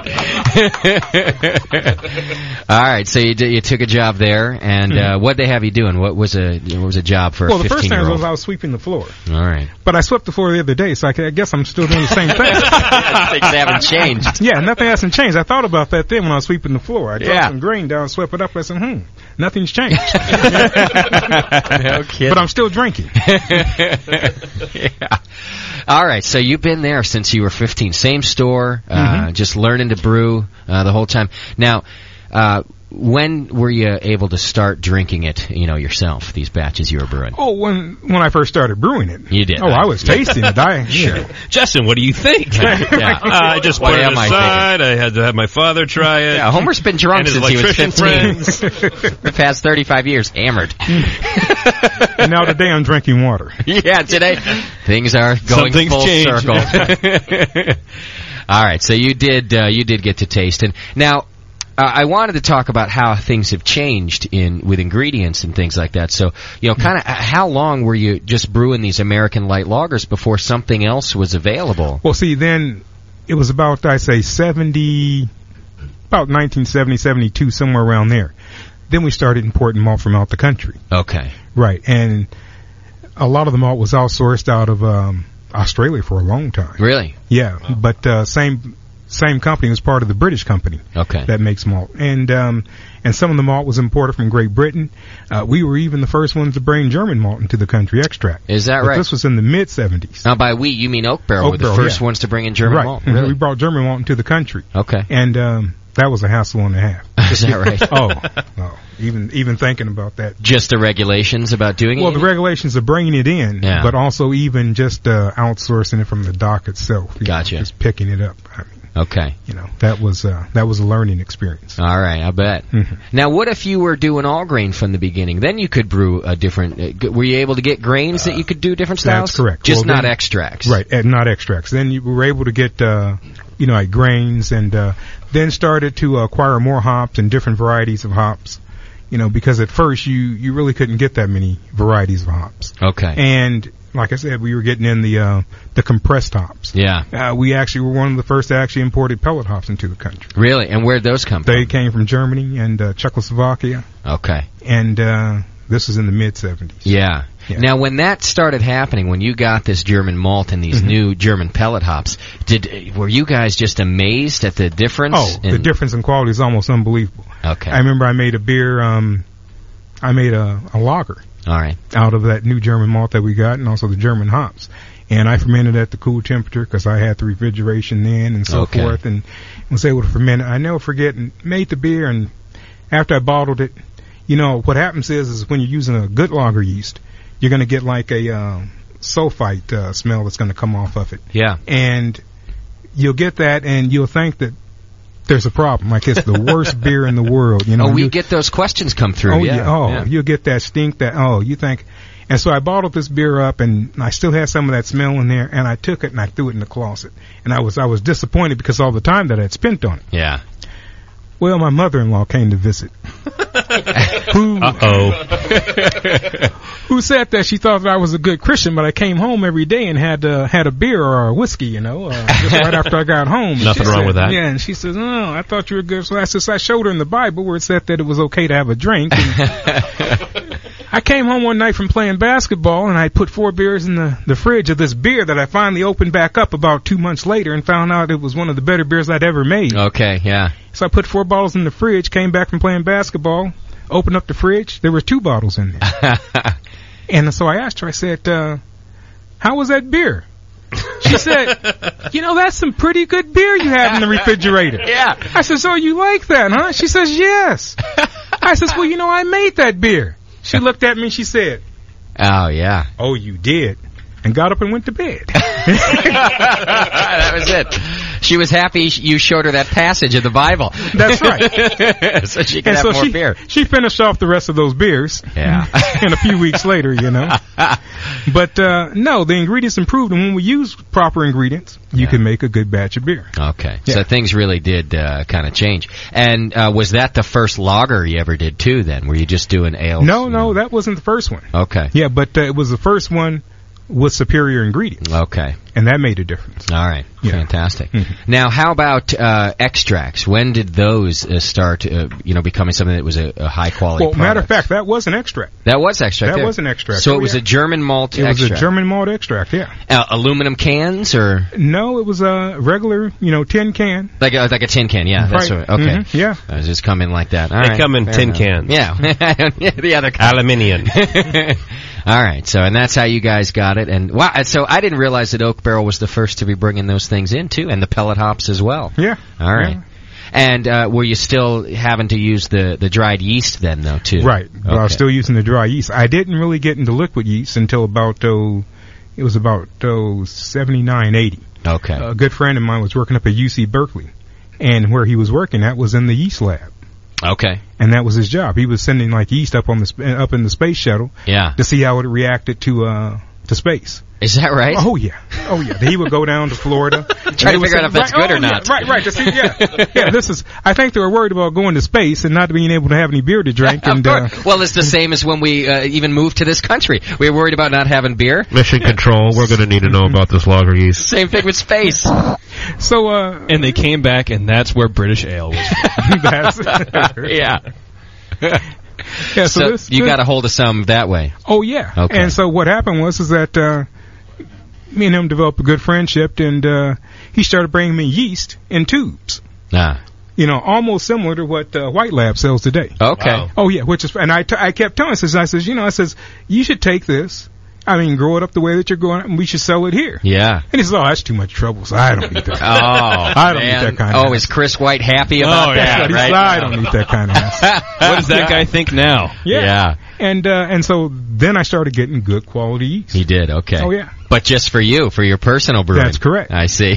Yeah. I'm not sharing this. And he was going around the world to different places, and like he was bringing back yeast from Germany. You know, and so he'd go and get the cultures from breweries in Germany and things. You mean? Or, okay, some from Germany, and also UC Berkeley has such a large yeast bank. Ah, really? He was outsourcing yeast from their yeast bank there. No kidding. Do they still? I wonder? They still have that yeast. They bank. do. It's like the Indiana Jones of yeast. Is that a big secret around here? Do all you brewers know about that? There's a big yeast bank. I can't talk about that. I would have to kill you. Yeah, but Oak Barrel is probably about a mile away from UC Berkeley, so they probably that yeast and everything else beyond that is all right there. Yeah. Okay, that's interesting. I didn't know that. Well, one beer in particular I tried to make for years was Bass Ale. Okay. And I couldn't. I tried for years to make Bass Ale. Tried for years, even using the yeast that he had for me. Okay. You know, I tried and just couldn't get some of those flavors. And what was the problem? Well, the problem was the yeast didn't have the right yeast strain. I see. And so you got all the malt right, and you even were able to get the hops that would make it pretty darn close. That's right. Okay. And one day, a professor from up at that visiting professor was here up at UC Berkeley doing a research project. He was here for 6 months, and he was actually visiting from Great Britain. Okay. And so me and him, we got to talking for about 45 minutes there at the store, and he just came down to get some Saccharomyces bianus, some of that Lauven champagne yeast. All right. And he said, "Oh, I'm a home brewer also." I says, "Oh, you are?" Huh? He says, "Oh, yeah." So I've been brewing. So what yeast strain do you use? So I use Bass's yeast strain. He says, I did work for Bass a few years back, and I cleaned up their yeast strain for them, and I keep the culture, on slants. Oh, there you go. I told him, I says, "Well, I've been trying to make Bass for years." He says, "Well, you know what? I happened to bring a culture over here with me because I was going to home brew while I was over here." It's in my back pocket. Yeah, right here. It's in my trunk. It's 100 degrees. That's it. And so about 2 hours later, he sent somebody down with the yeast strain on a slant. No kidding. So I, in turn, gave it to my friend who was working up there, who later on met the guy. He grew it up for me. Yeah. Made the next batch of Bass Ale. And?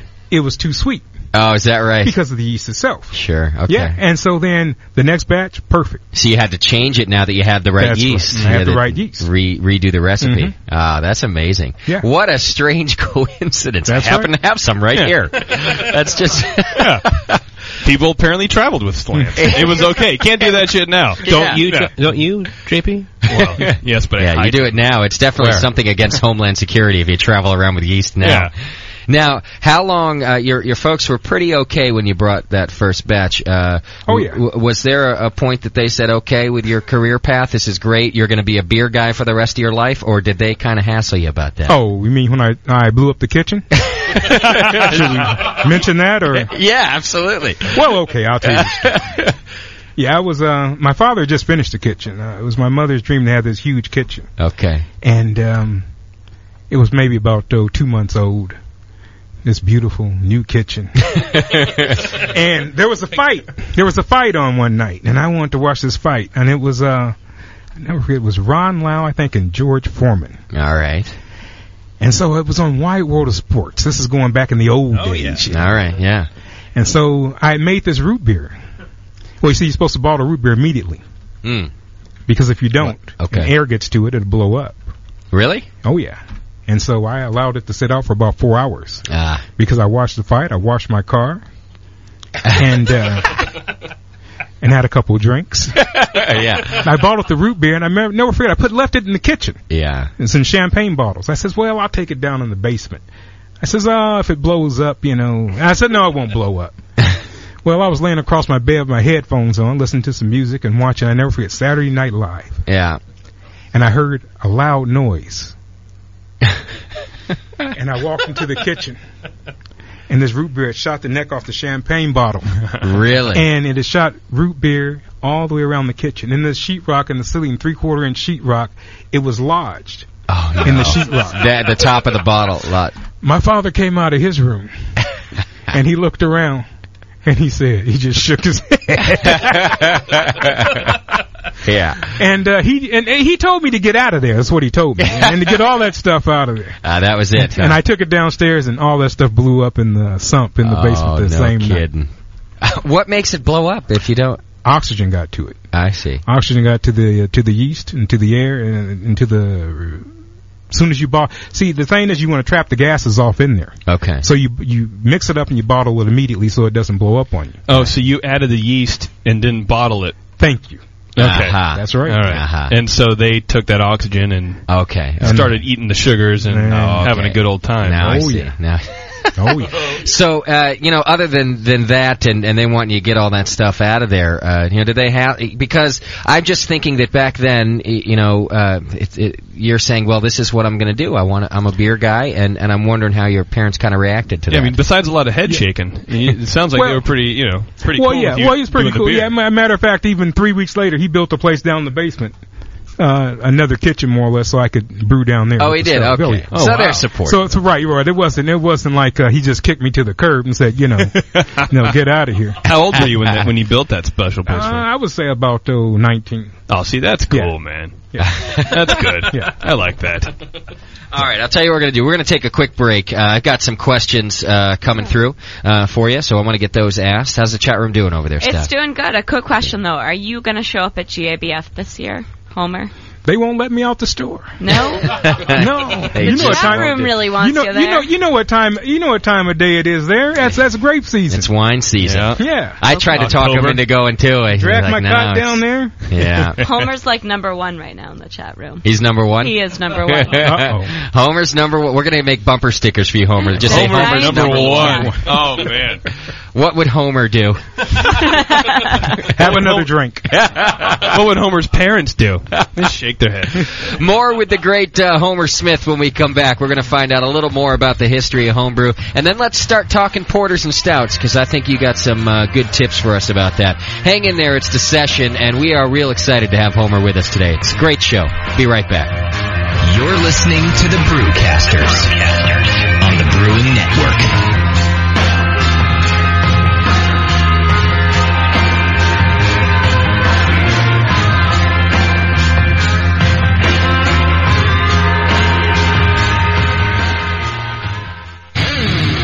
This year, the Great American Beer Festival will last for 3 days, have more than 40,000 visitors, more than 380 breweries, more than 1,600 beers. But only one lucky listener will be going for free. Beer, and more beer. The Brewers Association, White Labs, and the Brewing Network are sending you on the beer trip of the year. Airfare, hotel, all festival sessions for free. Brought to you by the Brewers Association, White Labs, Beer, and more beer, and the BN. Visit thebrewingnetwork.com for more details. Oh, that's so good. You sure you don't want something, Yoda, like a beer or something? Beer is the path to the dark side. Beer leads to drunkenness. Drunkenness leads to beer goggles. Beer goggles leads to dirty women. Once you get a dirty girl on your jock, forever will she dominate your destiny. Beer belly blues, what color are my new shoes? 'Cause my feet and belt buckle are things I rarely see. My problem is not my glands, it comes poured from aluminum cans. And Pabst Blue Ribbon's been awfully good to me. And honey, when you buy my shirts, make sure they're triple XLs. 4 or 5 people I know at work have started calling me Orson Welles. I got endorsement offers from Michelob Light and Stroh's.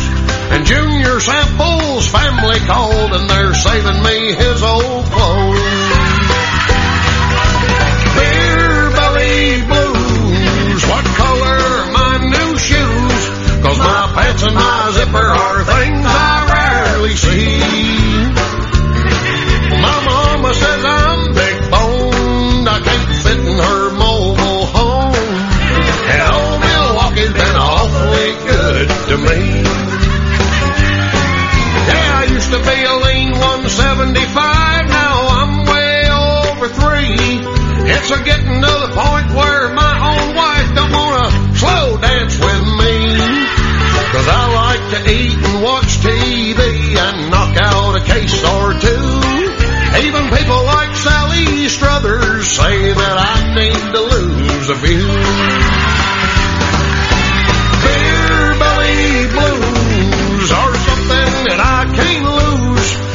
Richard Simmons saw me cry and hold my hand.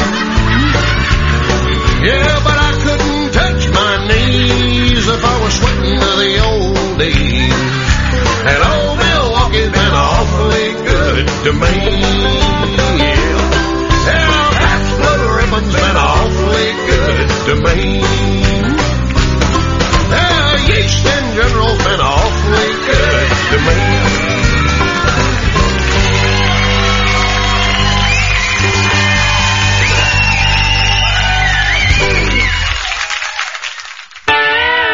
Did you know that you can not only order from More Beer online at morebeer.com and receive free shipping on most orders over $59, but you can also shop in person at their 2 retail locations located in Concord and Riverside, California. In fact, the Concord facility has grown to over 15,000 square feet to fit all the new products, expanded showroom, and new Knowledge Center classroom. And now, in conjunction with the Brewing Network, More Beer is making it easier than ever to keep up on what's happening. Download the More Beer monthly podcast by clicking podcast at morebeer.com. You'll learn about More Beer's history, sales and discounts on More Beer products, get to know team members, and hear ways to save you money. They're also launching a brand new website soon with more features and a better online shopping experience. So go to morebeer.com or call 800-600-0033. That's 800-600-0033.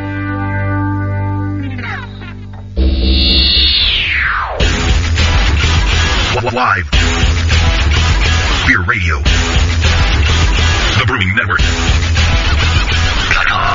The Brewcasters. If you're just starting, don't be discouraged by all this stuff. It's so easy. Just throw it together. Put some sugar and some water and some yeast in there. Yeah. Beer. The Brewing Network. The Brewing Network. Saving your life. One beer at a time. All right, folks, we're back. Hanging out with Homer. A bunch of other people in the studio with us, too. We got Roger, the artist formerly known as Roger from Drake's. You will remain that until you have a new title, Roger. That's just great. Number 1 Judge Mathis fan? Yes. Here's Judge Mathis' new biggest fan. He's now running the Judge Mathis fan club. I thought it was Michael Bolton. Both. My mistake. Nope, it's Mathis. We got Sully hanging out with us in the studio, of course. Hey. John Foster and Motor from Beer School are with us hanging out today. They're in the chat room with you, I think. JP, of course. Stephanie's in the chat. I'm here. Hit the chat now button if you haven't already. You can put your questions in there. You can call us 888-401-BEER. You could also get us on Skype. Brewing Network is the name, and you could call in via Skype. I may not see it immediately if I'm looking the other way in the middle of an interview, but keep calling. I'll get you eventually. Is it Brewing Network or The Brewing Network? I think it's Brewing Network. I just love how you don't know. I don't know. Because it says it in 2 different ways. What's the difference? You'll find it. Wow. Okay, so before we get into the meat and potatoes of the questions there from the chat room, I wanted to ask Homer, because he kind of grew up and started in the whole, with the whole homebrew scene in its infancy in the 70s. What were you drinking back then? What was your beer of choice? Like commercial beer? Commercial beer. Were you drinking? What were you drinking? Mr. Fritz Maytag's great product. Is that right? Oh, yeah. Anchor-Steam. Anchor-Steam. Was it Fritz's back then? Yeah. Yes. It was Fritz's. Oh, yes. Okay. So you had the Anchor, huh? That was your beer of choice. So what was that like back then compared to today? You know, still pretty much the same. Is it really? You think so? I think it's still pretty much the same. That's pretty good, though. Oh, yeah. Good, clean beer. I mean, body to it, flavor, taste. Good hop character. Actually, it might be a little bit more hoppier now than what it was back then. Think so? Oh, yeah. I would guess that, too. It's kind of just following along with a trend. Maybe they had to beef up even Budweiser's been beefing up their hops a little bit in increments. By 0.5%. So they're up to 10 beers. Yeah. You can almost smell it. Yeah, you almost know there's hops. I still remember the other dinosaur in the business from back then. That was Bruce Joseph, who's still over at Anchor. Oh, is that right? Oh, yeah. Is that the brewer there? He's one of the longtime brewers there, and actually is involved in the distillery right now, so he's putting out the old Pochero products. Oh, great. So now, did any of those guys, did Fritz or those guys, did they come to the homebrew shop for stuff? No. The only thing they came there for a few odds and ends. Okay. To maybe bottle large bottles or something like that. Yeah, 1.5. Now, I know that at one time, Oakland had a lot of breweries in it, and I'm guessing it was even before the time of Oak Barrel that Oakland. Right, I'm a dinosaur, but I don't go back not that far. Right. But my question is, Homer walked upright. You're talking about a time where people were on all fours. Because did you ever sell malt to a T-Rex, Homer? No, there is one down the corner from us now. There is. Selling barbecue. I do partial boils. Yeah. I just wonder if any pro brewers came in through the shop back then getting ingredients from you guys. No, we actually we pretty much serviced the home brewer. It wasn't until the microbrewery started hitting the scene that we really went from home brewer to microbrewery. So what is that, mid-'80s you think that started happening, or even later? Right. Well, Buffalo Bill would be one of the first ones. Yeah, absolutely. Good old Buffalo Bill, and then Triple Rock was built. Yeah. In the early '80s. Okay. And then all right. And then probably a lot more in the 90s when they started popping up even. Oh yeah. Better. Well, when I showed up, like the one on like the one on 563 2nd Street, 2 blocks from AT&T Park. I'll tell you my story with the Oak Barrel. I was a young, well, actually not so young. Yeah, I was going to say let's start this off honestly. I had more hair than I do now, though.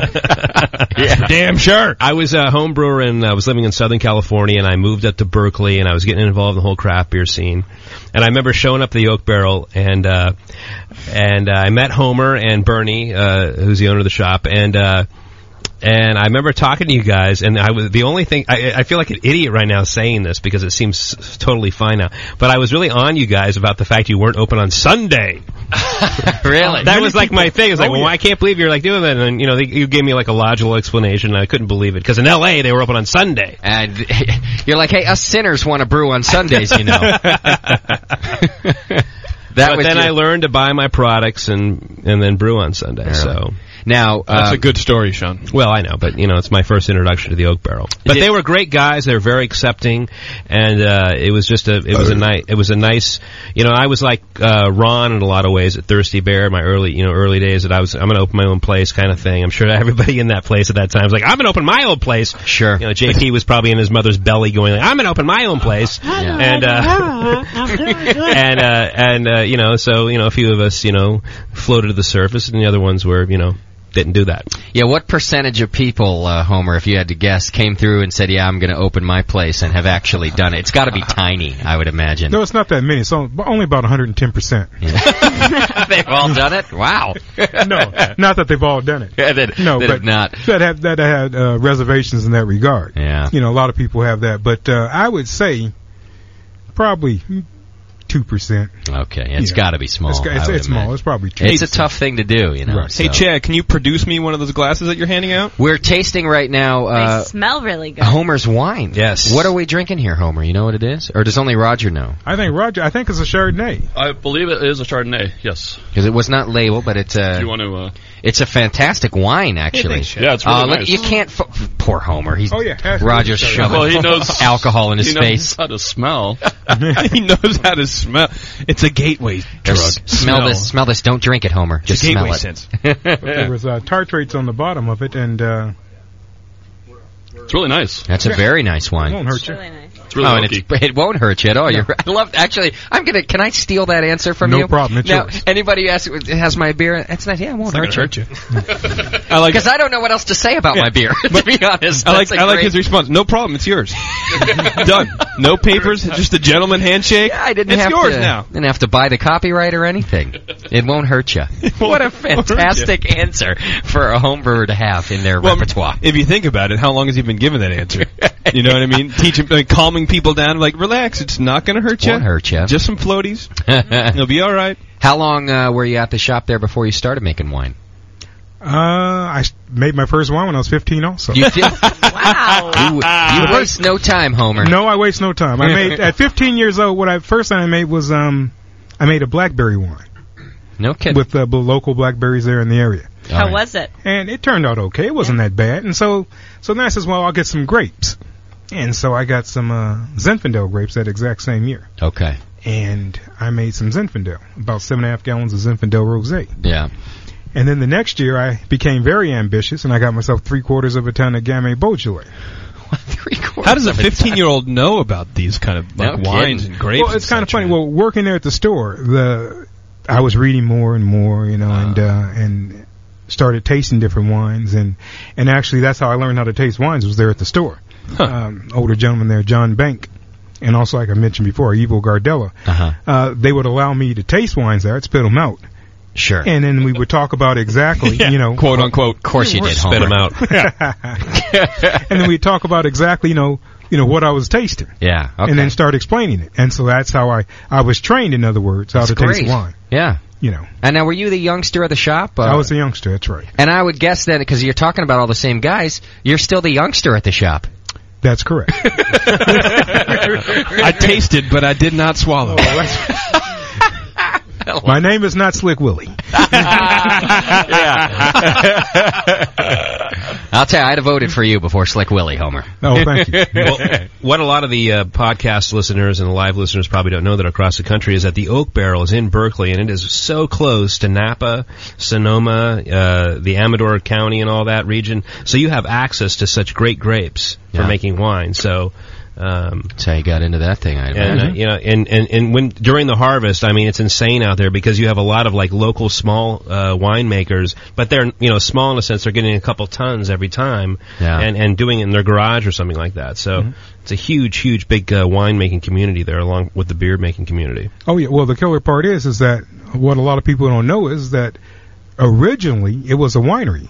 It was called Oak Barrel Winery. No, right. You see, it was a original winery that started selling wine and beer making supplies. Okay. Has it been at the same location for that long? For 35 years? Same building you're in now? Actually, it's been in 4 locations in Berkeley. Okay. Right. And this location's been in for the last 20 years. So did the winery, it just wasn't happening for them? They thought they could do better selling ingredients, or? Well, you got it right. It was almost better to sell the ingredients than what it was to sell the wine. Sure. When they took fair trade off of wine in the early 80s. Okay. Remember, who came on the scene? Warehouse. I don't know if you remember Warehouse Wines and Spirits. I don't. No. But I've not been up here that long. That's why. I bet I was in Southern California. They were the ones that really fought to get fair trade taken off throughout the whole state. I see. See, all wines were fair traded at one time. Now, does that mean that they were all the same? That means you could only pay one price for wines? That's another. You can only pay one price for it, and everybody had to sell it at the same price. I see.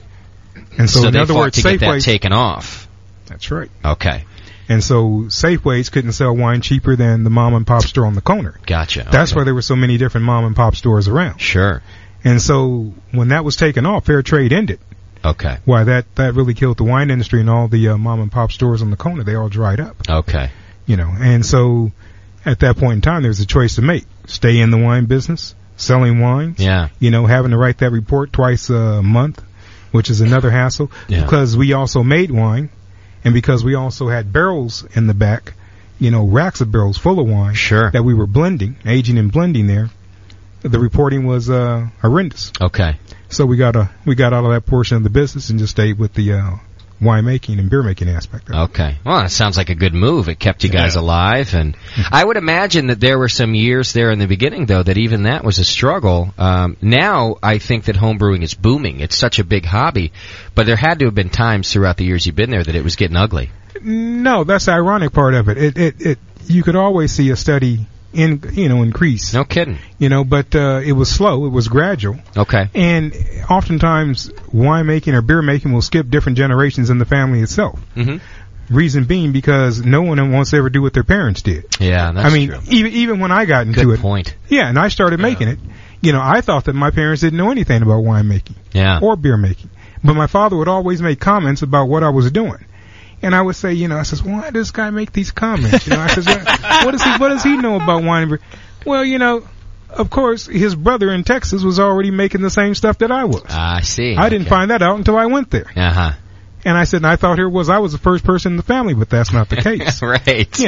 So it skips oftentimes, a generation. Sure. Yeah, you think that your parents didn't do it, so. Right. Yeah. I think it's interesting that you say that it's been sort of a steady rise, though, even so, that there was never any, moments that it was getting grim, Well, no, a couple times it flatlined. Okay. I can't really say that there was a great decline. Okay. But it would plateau. Yeah. And then cool off for maybe a couple years. Just like now, we see a resurgence. Yeah. We see the resurgence in people talking about wanting to open up a pub. Sure. 3 years ago, people would have said, you're crazy if you want to open up another pub. You're right. And this guy over here would have told him, he would have said, oh, you are crazy. You are are crazy. You don't want to do another one. Yeah. But now that's not the case. Now, is this resurgence that we're seeing, and not just in the pub, but in homebrewing that we're seeing now, is this bigger than any of the other ones, or is this just another phase in the whole thing? Well, no, it is bigger because you can see the spike.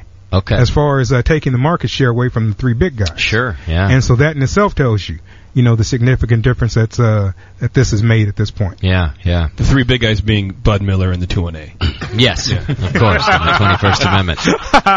I was having lunch with Augie Bush. And I says, Augie, I was talking about home brewing and how I want to buy it out. When we land. So, hey, Homer, did you notice there was a big spike when Jimmy Carter signed that bill? Yeah, because, see, Billy helped us out. Yeah. Remember, Billy had Billy Beer. Billy Beer, that's right. Did you ever drink any of that? Oh, are you kidding? I still got the can. Do you really? Was it any good? No, of course not. But I still have the can. Was your first brew better than that? Oh, by far. Nice. That's good. Yeah. I'd love to see a can of Billy Beer. You got to bring that next time. I want to see a can of Billy you want Beer. one of those? Yeah, I'd love to see that. Billy's picture's right on it. Is that right? It's right there. Good old Bill. So there had to be the big boom then, and all of a sudden people could do it legally, and the doors and the doors opened up, and then people started thinking, well, if we can make beer, why can't we make beer at a place where we can sell it? Sure. And that's when the idea of the brew cup came in. Okay. It's kind of funny. Even before that occurred, and this is the honest to goodness truth. Yeah. It was about right before I got married. It was about 76, and so guy at the store that I remember I mentioned, Ivo Gardella. He said to me, he says, what could you do right now to make a lot of money? I says, you know what? I says, you could open up a place and you could brew the beer there and you could sell it right there on the spot. I says, or you could go on TV and become a TV evangelist and then take all the people's money. Both good ideas, yeah. Both worked. Yeah. You should have gone out and done either one. Or both. Preferably. Yeah, or both. It's so funny that those are crazy ideas that, right. It's always the crazy ones. That's what I keep telling myself. It's always the crazy ideas, JP. Keep doing it. Yeah. I gotta say, Homer, I could talk to you about the history of this stuff all day long. It's really fascinating to me. But I know people want to talk about beer too. And while we got you here, since you love brewing the porters and the stouts, let's kind of segue into that a little bit. I got let me give you a quick one. I got a quick hello from, another fan of yours that you've helped out through the years. So let me play that for you. And I got a couple more throughout the show, but we'll give you one of the short ones right here. Hang on just a sec. Hey, Homer, Arnie here from Marin Brewing Company. Thanks for all your help and advice over the years, and keep on rocking. We love you, man. There you go. Just a quick one from Arnie. Just wanted to drop a hello to you. Another great guy. Yeah. No. Now, he must have been through the shop a few times. Oh, yeah, he's been through the shop a number of times, and, he's over there brewing great beer at Marin. Yeah. He's a good brewer. Oh, yeah. I keep saying there's always nothing like that Melton Pale Ale, Yeah, that's a nice one. Good seller for them, too. Mm-hmm. They can't keep that in stock. Last one that I had from him that I thought was real unique, it was only at the pub, I think, was his quad. He had a quad on tap. Beat the hell out of my pal at that quad. It was fantastic, but just a big beer, and in fact, I don't think I've ever had anything like it before or since that beer. Yeah, Arnie's actually also he makes cheese and does he really? And sausage. He'll he'll see. Why didn't he tell me all that? He comes in here for his interviews. Makes wine also. He makes wine. No he makes other things you're not supposed to make at home. Distilled spirit. Yeah. Homer doesn't do that. Neither does Doc. That's against the law. No, we just talk about it on the radio, sort of. All right, so. I want to talk porters and stouts with you. Why are those your favorite beers? Why do you like those so much? Kind of rich, robust, a lot of flavor. Okay. I've always liked Guinness because actually Guinness even settles your stomach. Yeah. It's prescribed for mothers that are nursing. That's right. I read that. Oh, yeah. Which I think is pretty fascinating in itself. It's like its own milk of magnesia. Yeah, but what is it really? That does it. Yeah, is it a marketing thing? Why is it? Does it sell? Does it really settle? Is it like that? I think it does settle. Okay. Oh, yeah. Well, so you have to believe. Yeah. You know what I'm actually and finding I out? I'll have another Guinness. I'm finding out that Homer's Chardonnay is very settling right now. I'll tell you what, it's a fantastic Chardonnay, isn't It's a fantastic Chardonnay. This is the best wine I've ever had. Thanks, Homer. No, it's very nice. You're certainly welcome. All right, so you just kind of like the sort of the robustness. When did you brew your first one? How long were you been brewing before you got a porter First under porter? your belt? Well, I brewed the first porter, I say, in about 72. You did? Okay. Mm-hmm. So you've been brewing for a little while at that point. Mm-hmm. All right. And were all the ingredients available before then to brew porters, or that's why? Well, the ingredients were available, some of them. Okay. But it was easy at that point in time to get like Fuggles and Goldings hops. Oh, it was? Right. Okay. But see, the other hops really hadn't came out yet that you find today that most people are using. You know, like the ones that you just mentioned that you guys did that special beer with the brewery with, Summit hops, you know. What about specialty malts? Were they available at all? Like roasted malts? Right. We could get a hold of specialty malt. malts at that time. You could? Okay. Yeah. Mm-hmm. Okay. All right, well, why don't you tell us about... But there weren't that many specialty malts. Yeah. You know, because, you know, like now we have such a wide array of different degrees of crystal malt as far as levy bond is concerned. Yeah. You know, and that didn't exist then. What did for crystals back then? Just a couple Pretty different much, if ones? they said they would, you see all the old recipes. They say half ounce of crystal malt or half pound of crystal malt, and that was it. Never says any, you know, like 10 levy bond or color and right. Like that. Pretty much. Okay. What existed then was about 40 levy bond. I see. And so categorically, straight across the board, whenever you seen crystal malt in a recipe like that, yeah. you could pretty much say, well, it's 40 levy bond crystal malt. Sure. Yeah. It just was always the same. Yeah. Oh, that's interesting. Mm-hmm. See, I think I'll tell you what, we're so spoiled now. I mean, me getting into homebrewing so late now, I can pick any commercial beer I want and I can brew it at home. Well, maybe not me personally, but hypothetically... Well, you can brew it, but it won't turn out properly. Hypothetically, I could brew any commercial beer. A person could. Yeah. Homer, I got to hang out at this shop with you a little more so you can help my beer out. But I think we're really spoiled that, hypothetically, I could brew any commercial beer I dreamt of. Oh, definitely spoiled. I mean, not only just ingredients-wise, but equipment-wise. Yeah, oh, sure. You know, when you stop and you think about it, what did you mention, the conical fermenter earlier? Yeah. I mean, who had that? Yeah, 10 years ago, who had that? Yeah, absolutely. You know, on a homebrew even 10 level, years ago. It is amazing. That's right. And I've got insulated mash tun and standalone burners and just the whole. Right, and you mentioned that insulated mash tun. The most important thing is when you're mashing beer is to keep the right temperatures. Sure. You know, if you don't keep the right temperatures, you're not going to get the same taste and flavor every time. Yeah. And that's why it's so important to keep good notes. That's right. Because if you don't keep those good notes, you're not going to be able to figure out exactly what you did to make the beer right the first time or what mistakes you made. Yeah. A great point. Do you use ProMash or any of those programs to keep notes, or do you just do good old paper notes? Paper notes. You do? Okay. Yeah. Mm-hmm. Do you have some giant book of recipes that you've had for your whole career? I have some of those, but then also I started putting them into the computer, too. Okay. You know, which makes it a heck of a lot easier. Yeah. Yeah. Well, do you have a porter in particular that we could talk about to use as an example? I didn't bring a recipe for you. Okay. I should have brought you a recipe. That would have helped, huh? Yeah, that's all right. You must have something floating around in your head there. Even if there's we a talk lot of things floating in. That's part of the problem. Yeah.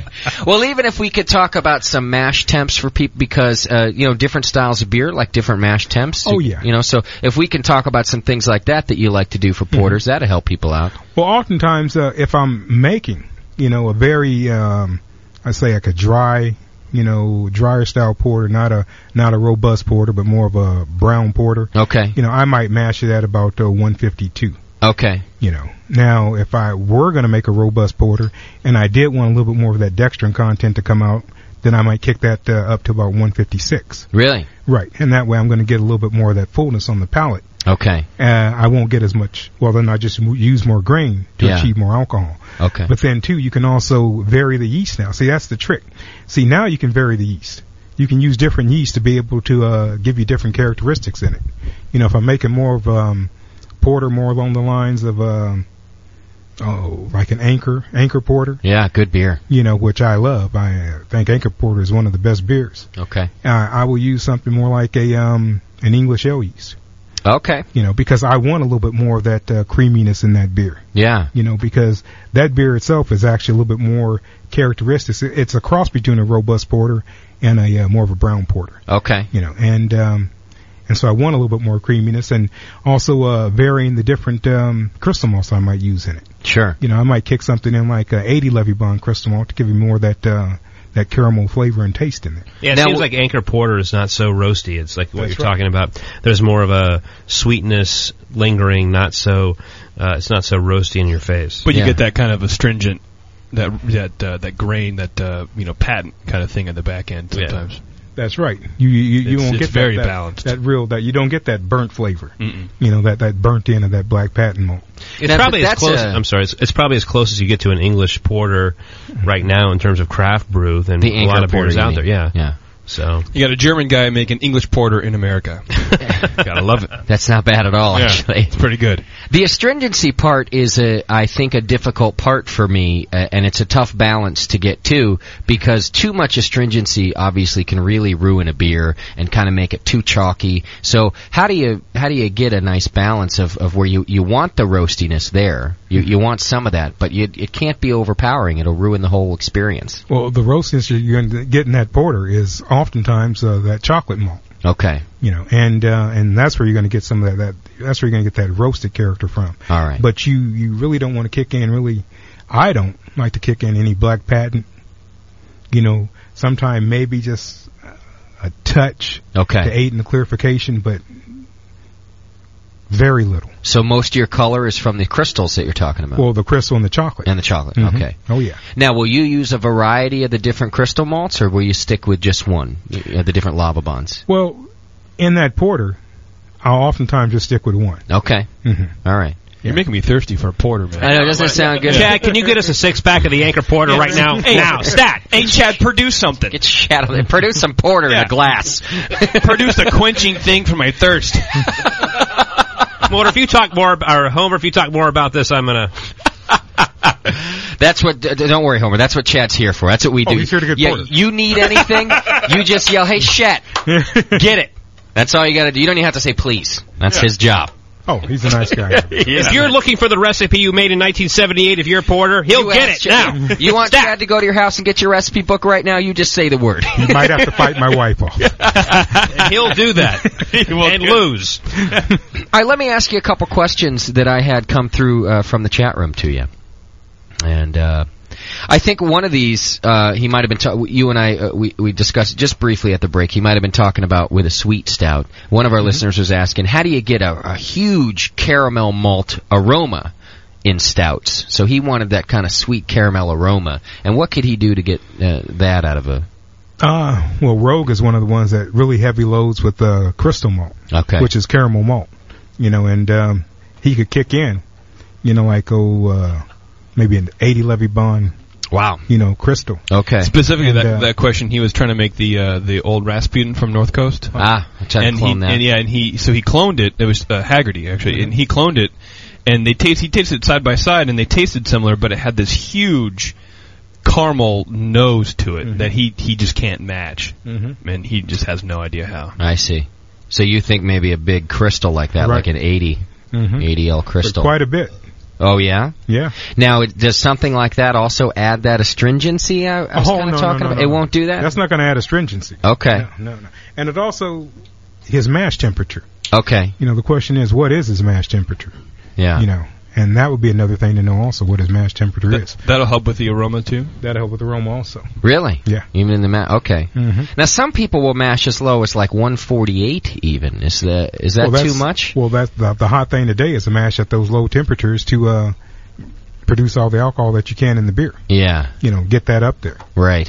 And that seems to be everybody's making big beers. Sure. And if you're going to make a big beer like that and you're going to mash at that low temperature. Yeah. Roger doesn't know anything about that. Big beers? No, nothing. I mean, just like Roger said, though, about the big beer. Yeah. You got to pitch with a higher yeast content. Okay. You got to really aerate it. If it's not aerated good, you're not going to get it to attenuate down all the way. Yeah. Yeah, I would actually, mash it like 155, 158. Really? And I wouldn't be scared to use like almost up to 10% of the crystal malt on your malt bill. Okay. Way up there too. 158. That's a hot mash, isn't it? Because that's going to give you more. It's going to give you more body. More body, more dextrins. I see. Okay. And also, by getting more body, more dextrins, that's going to give you more of that nose of that caramel malt. Okay. Yeah. Oh, that's fantastic tips right there.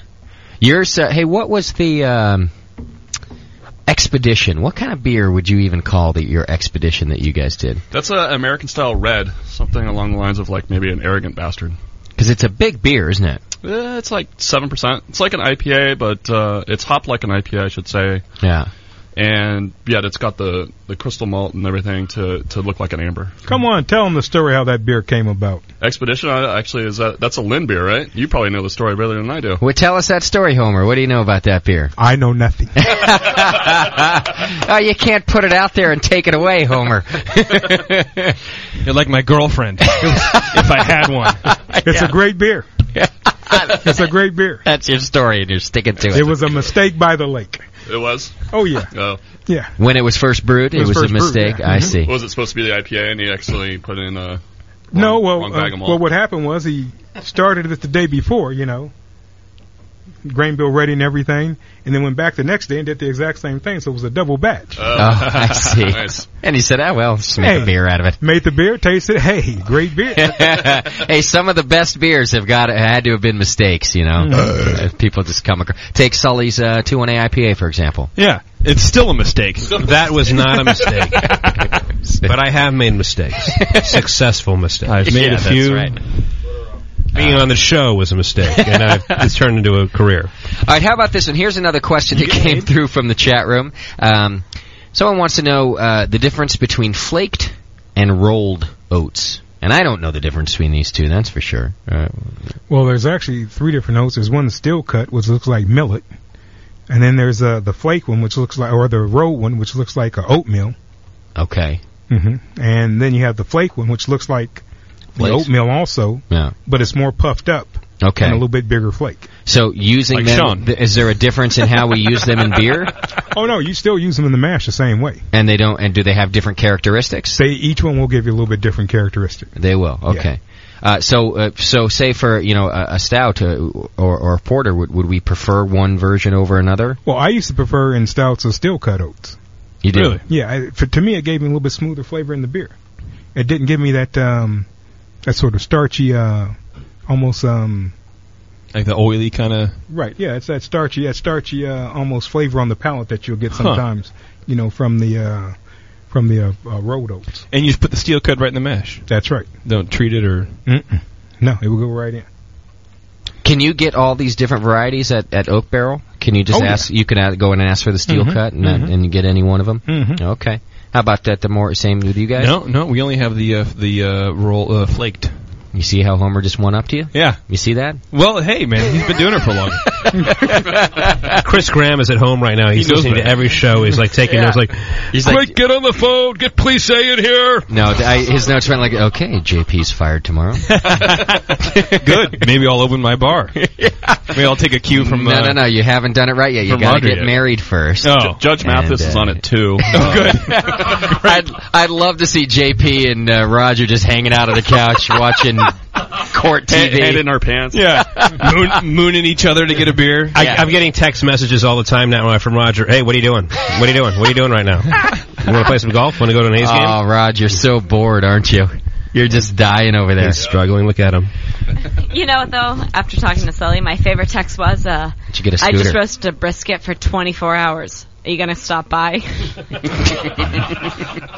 Yes. Not only did I roast a brisket for 24 hours, I've been watching it all 24 hours. Hasn't moved. It's gotten smaller, but... It's going to be awesome.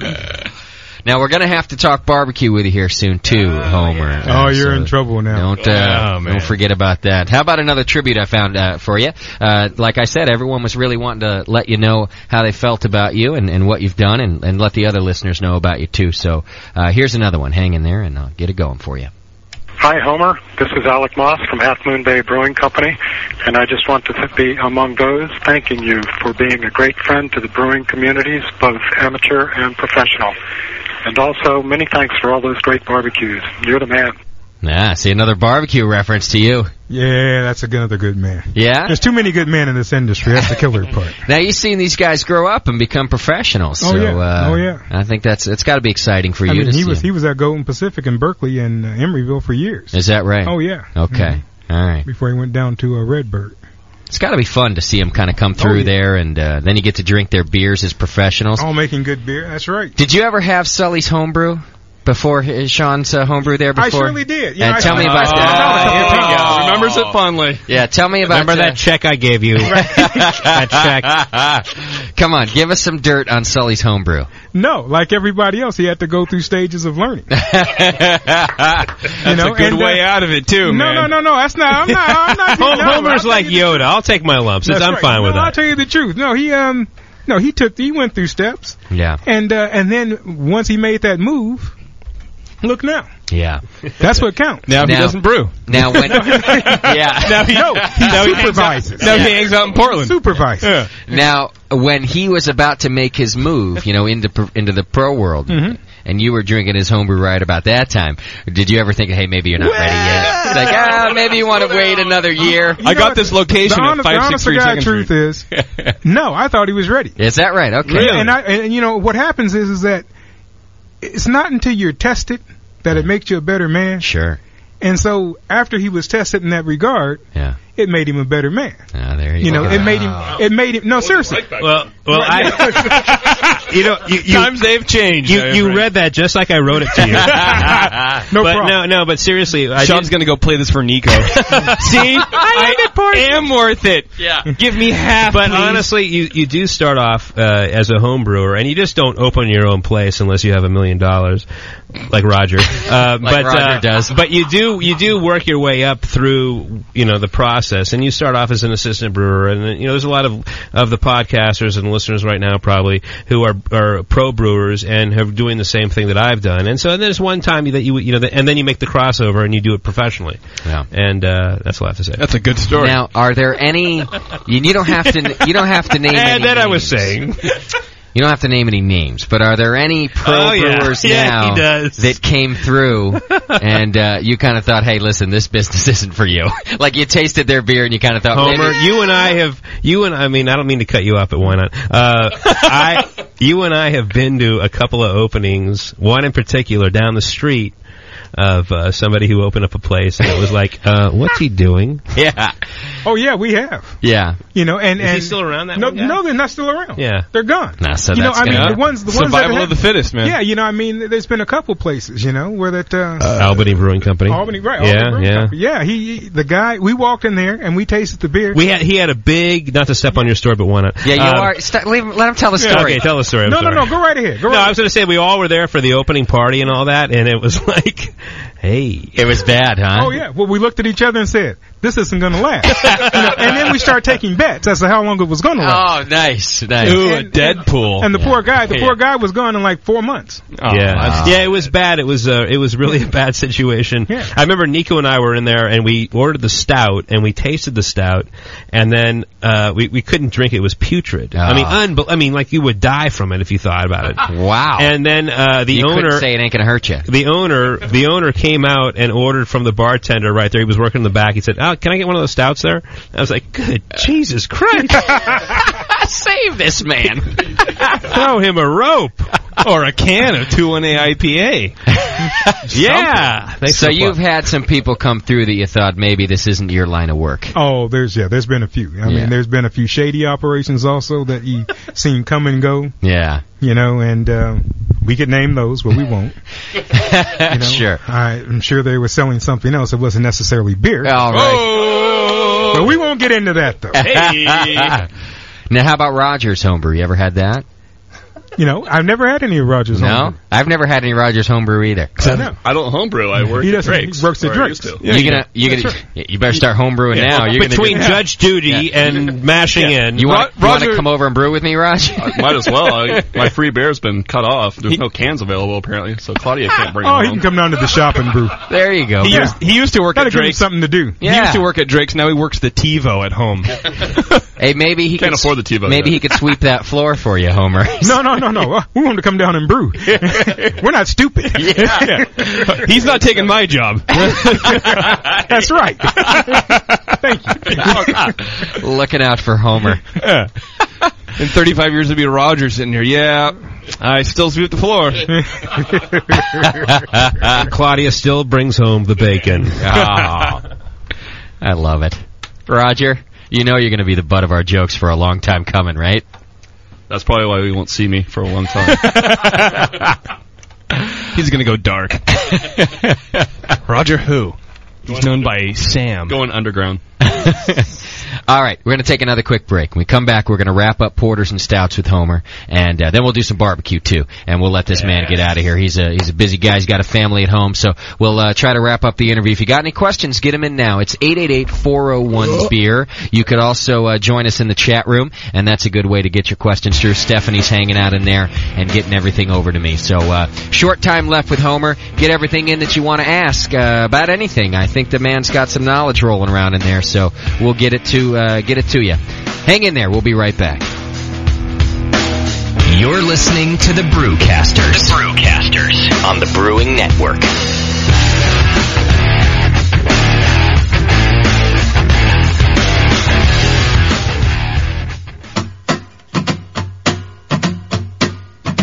Well, you said you found my letters in a box in your closet. You thought it was odd how they reminded you of me, and all those letters you wrote were disposed of long ago, polluting the air, dispensed out of my chimney, and those things that haunted my dreams. I brought all I could bring, I sang all I could sing, and that ring, that god-awful ring, it's cheap metal or a hole. It turned my finger green, and they say talk is cheap, but your words cost me quite a bit. If you want my advice, I'd be glad to give you it. You should go play out on the freeway or go jump off a cliff. Just get away from me, psycho bitch. My memories of you are too awful to be true. I saw my future, I didn't see you. I'm doing fine, doing great, just learning from my mistakes. I'm too busy to love, too lazy to hate you, but I ain't gonna lend myself out again. I don't care how you're doing, I don't care how you've been. Well, it's clear as can be, it's as bad as it seems. You're a liar, a thief, a rotten human being, and it must suck to have to live inside those shoes. With every chance to win, still you're determined to lose. Well, I could care less which trail you choose. Just get away from me, psycho bitch. Get away from me, psycho bitch. Get away from me, psycho bitch. Oh, get away from me. Get away from me. Get away from me, psycho bitch.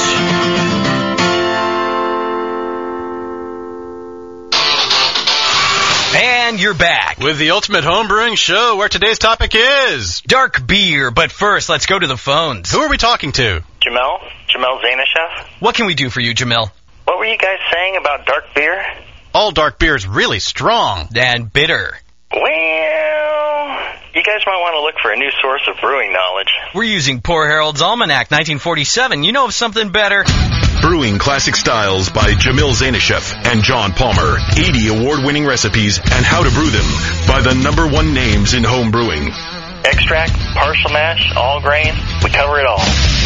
Reserve your copy today at the Brewing Network store. I will sign one just for you. Visit thebrewingnetwork.com for more details on Brewing Classic Styles, the homebrew book of the year. So, do you cover Bock beer in there? You betcha. Because I've been saving all the sludge from my fermenter so I can make some real soon. Oh man, you really need this book. Order your copy today. Visit thebrewingnetwork.com, the official broadcaster of the Great American Beer Festival.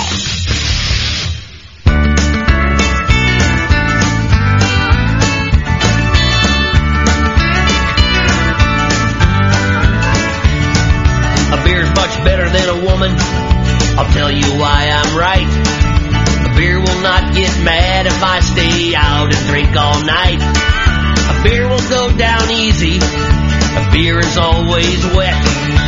Do I want a wife? No thanks. Another beer? You bet. A beer won't fake a headache. A beer won't tell me stop. A beer will not get angry when I take off its top. A beer won't call me selfish. A beer will understand if one night I prefer to have it in the can. I love my beer, let it be said. I guarantee if you pour it right, you'll always get good head. I love my beer, there is no doubt. If beer goes flat, just toss it out.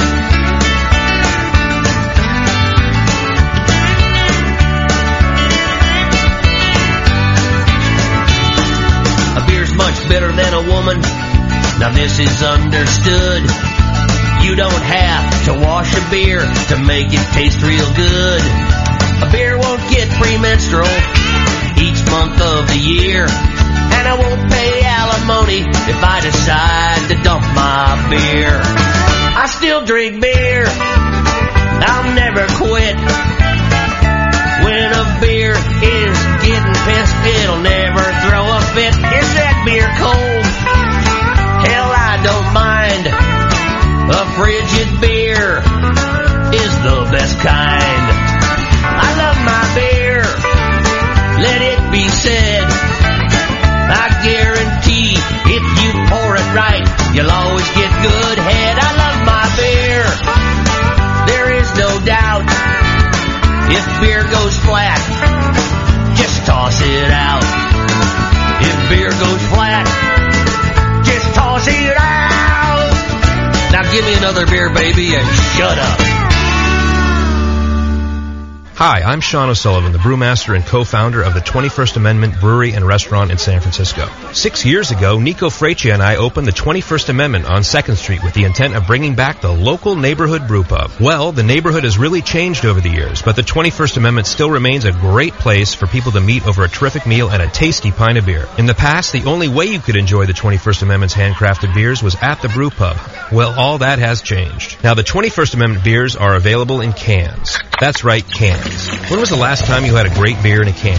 Well, that day has come. We're offering our world-famous Watermelon Wheat and 21A IPA in cans. Cans are a better package than glass because cans keep the beer fresher longer, but you can also take cans to places where bottles can't go, like the beach, lake, golf courses, and sporting events. So join us in the revolution to take back the can from the big breweries and crack open a cold 21A craft beer in a can. The 21st Amendment, 563 2nd Street in San Francisco, just 2 blocks from Giants Park.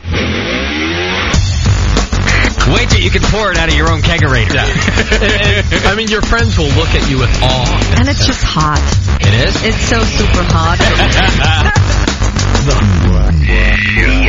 The home of live beer radio. TheBrewingNetwork.com. Because like beer, Radio shouldn't suck. You're listening to The Session.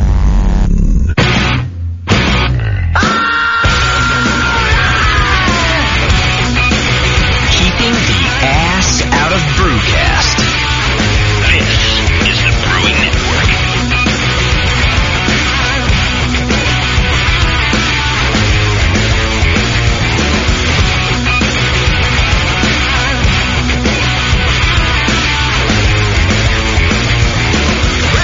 We are back. The great Homer Smith from Oak Barrel. You can go to oakbarrel.com and check out the place of business for Homer. He's been there, and they've been there for, I think it says, what does it say, 45 years now? 50 years. 50 years in May of this year. Good Lord. That's older than Sully, even. Barely. Barely. Dinosaurs. Just over. I was born about a week after they opened. Yeah. And I crapped myself, and I said, this will be a success. Yeah. Well, and you were right. I guess the next time Sully craps himself, bet on that. Listen up, kids. And I've been eating bran. Start placing your bets. Yeah. Hey, Roger's going to Vegas tomorrow. Maybe you ought to crap yourself for him. No. So we are hanging out with Homer, oakbarrel.com, or you can just click on the link right there on our homepage, and that'll take you there, and all your need. Mail order shipping as well? Oh, yeah. You do all that? Oh, okay. And you can get your wine needs filled there and beer and everything else. I'm yet to see the showroom, to be honest. I've never been down there. Well, you ought to come by and have a drink. Yeah, I got to have a look. I hear that you guys get drunk at the end of every month.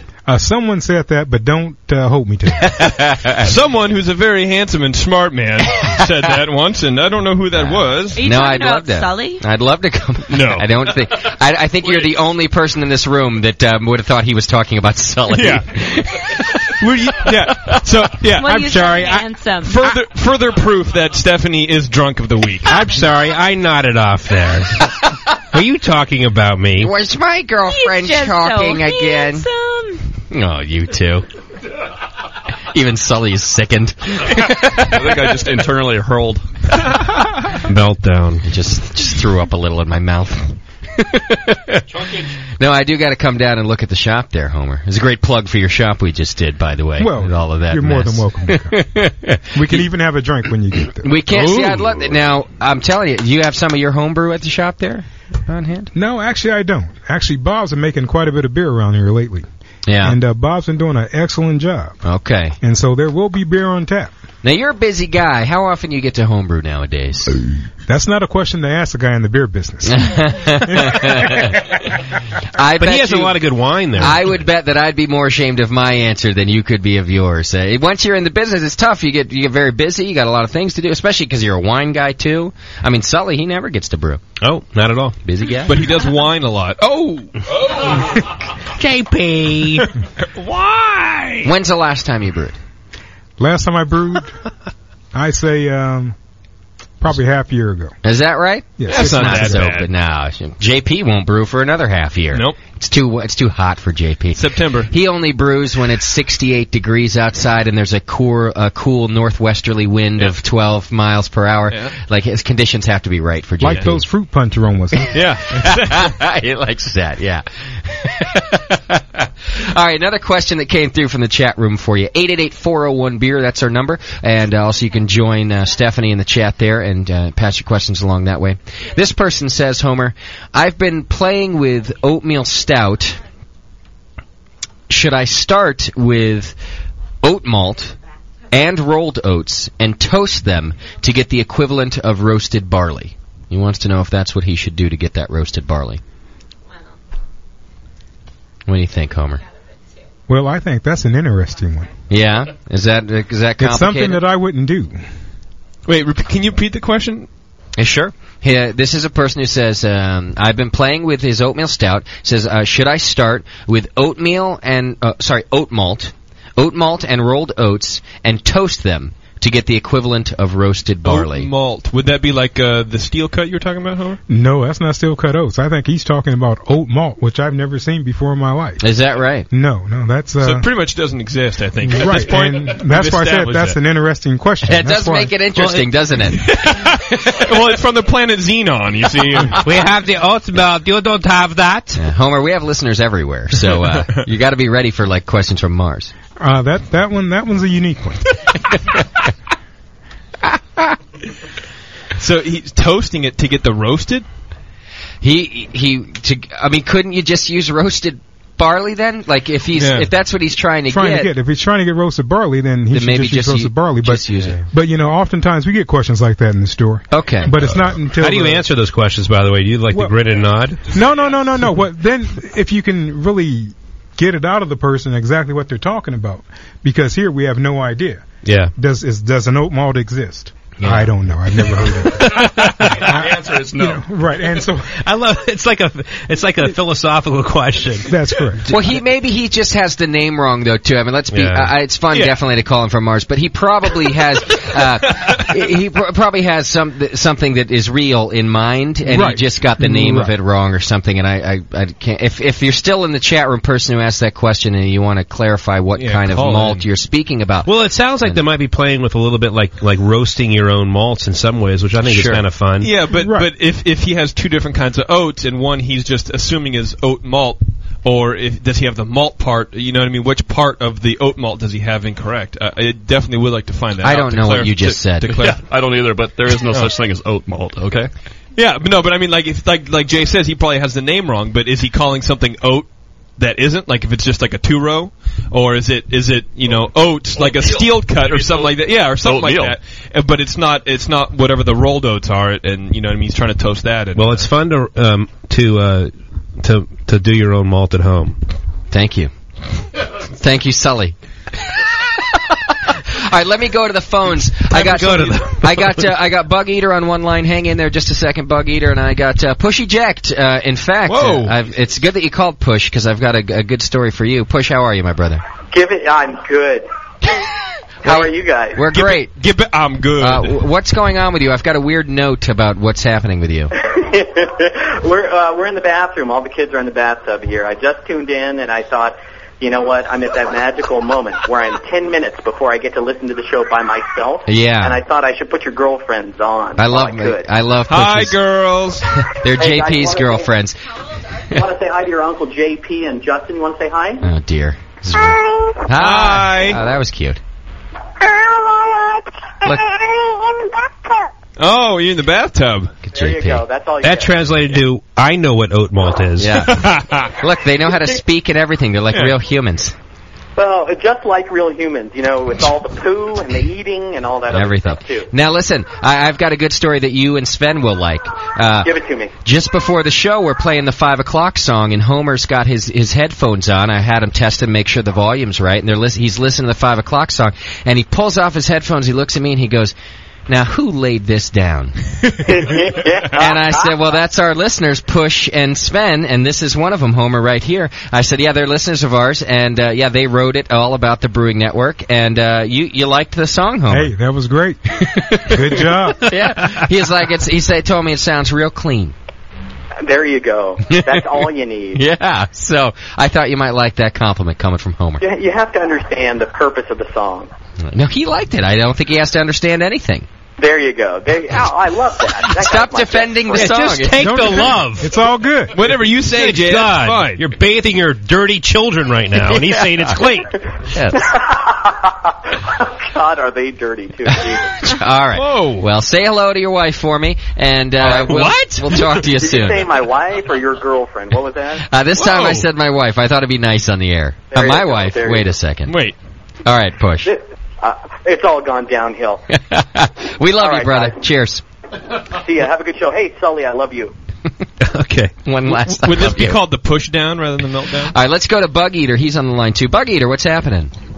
That was my question about the 100% oatmeal stout. Oh, it was. Okay. Yeah, I was looking through the Northern Brewer site the other day and saw they had Fawcett oat malt. Thomas Fawcett and Sons makes it, and Northern Brewer sells it. So I was playing with the idea of why not get some oat malt and maybe some of the flaked oats and some naked golden oats, which I understand is a crystal malt from oats. Okay. And then playing around with roasting different ones to get my dark malts to do an oatmeal stout. Okay. So, Homer, here's what happened. There actually now is an oat malt on the market. He found it in the Northern Brewer catalog. In fact, JP's got the catalog right here. He's going to look for it too. So he found this, and he just was playing around with, maybe I could roast a few different oat malts to get a good oatmeal stout. So I don't know what you think. Well, that's interesting because is that the new oat malt that they're talking about? Not having the no, that couldn't be that. I'm coming up. There's another beer that you can make. In other words, that doesn't have the glutens in it. Oh, the gluten-free. Right, the gluten-free. Yeah. It's not a gluten-free malt. No, have you found it in the catalog there, JP? No, but I'm looking through it, and there's no description. Yeah. Maybe there are descriptions online. All right, I'm shutting you guys down and keeping Homer's microphone on. You guys are getting out of hand over there. What did I do? Good Lord, not you. Oh, good. You don't fall into yous guys. It's these guys. Hey, you. It's the professionals in the room. Oh. Professional jerk-offs. I guess Fawcett oat malt. Here you go. It's Fawcett oat malt. Let's let Homer read that. I think Bug Eater. I think for one, we've had your beer. You're a great brewer. I think you should experiment with this stuff. It sounds like Homer's never done it. He's never even heard of the malt before. So maybe you're onto something. I don't know if he's going to be able to tell you what to do about it. The big question I would have would whether oat malt would have enough diastatic power to convert itself. I see. It sounds like it. I mean, nobody here knows about it or have ever heard about it. Contact Northern Brewer. Call up Chris or one of the guys up there and see if they have, because if Fawcett's making it, they're probably sending over a sheet on the breakdown and what actually is in it. They'll probably be able to tell you that. Yeah. And I don't think that would be just looking at it. I don't think that would be your base malt. It'd be more like like a specialty or something. Well, and that's what he was looking at it for anyway, because he's looking at it to use as his roasted part of it, his roasted malt. To toast that. It'd be interesting. It sounds... You guys are running... kind of cool. Listen, Bug Eater, I could answer your question better than these guys right now. They're running you in circles. You got JP telling you to call somebody else. Yeah. Well, I don't know anything about it. What am I going to do? Tell the guy something and then I have no... Turning him off, too. Hey, I tell you what, Bug Eater. You make it, and I'll come over and drink it with you. There you go. Homer would love that. How's that? And then we'll figure it out together exactly what's up. Now, Bug Eater, you're going to make the GABF, right? I think I'll try it. Give it a try and let us know how it works out. I mean, I would actually take JP's advice and call about the sheet and find out if it will convert itself, and then I would do it and let us know how it worked out for you. Why are you thinking about using those even instead of just using some roasted barley to do it? Just to be strange. I thought that about you. I mean, I made a beer using carrots last spring. Yeah, that's right. I think I remember that story. If you roast malt, it's not going to convert. That's the bottom line. That's right. If he's looking for some sort of conversion from a roasted product, whether it's oat or anything barley, it's not going to convert. Okay. So if you want to roast your own malt at home, I would use a pale malt or a Munich malt or a crystal malt and put it in the and put it in the oven and spread it out there and put it in there at 450 degrees for 15 minutes and you'll be fine. Yep, I'll give it a try and see what happens. Give it a go, and then you tell us, Bug Eater. That's what we want to know. You tell us what happens. Okay, I'll do that. All right, brother. You going to be at GABF again this year? Oh, it certainly will. All right. Well, we'll see you there, my friend. Cheers. Okay, we'll see you. All right. Bye. Can you turn me on, please? I did have you on, and then you just were giggling. I was giggling? You were giggling and slurping. I don't giggle or got slurp. angry. Go ahead. Now I've got you on. I just wanted to make sure I was on. This is going downhill fast, Homer. This is what we call the meltdown. And it happens usually at the end of every show. Occasionally it happens at the beginning. You got lucky that it didn't happen until the end of this show. That's a good thing. All right. 888-401-BEER. If you got any questions, you can hit the chat room and send them over. Let's talk a little barbecue with you. Since we got through the beer, we got through the history. You're the barbecue guru, huh? Well... Don't believe your press clippings. That's what I always say. Okay, all right. But I can help you out. All right. Yeah. I can do some things. So you had mentioned earlier, got a couple of secrets, and a lot of your big thing is how to smoke different meats, and you got a few secrets about that. The big thing is wood. Okay. Being able to use different woods. Okay. And one of the main woods I like to use when I'm smoking just about anything is oak. Okay. But I like to use oak barrels that have been used for wine. Oh, no kidding. So not just oak chips or anything, but... That's right, because what happens is that flavor comes out of that. Yeah, no. And it infuses into the meat. That is such an awesome idea. And so therefore, you want to take it like a stave of a barrel. Yeah. And you want to chip it up and be able to toss it on. Just keep tossing on. Yeah. And it's that smoke that's going to infuse flavor and taste into the meat. Now, JP just got an erection. I can tell pretty over much. There. You thought that's a great idea, isn't it? That's great. Yeah. Now, do you soak them in water first before you use them? Or are you kind of one of those guys? A lot of people like to soak them in water. I don't.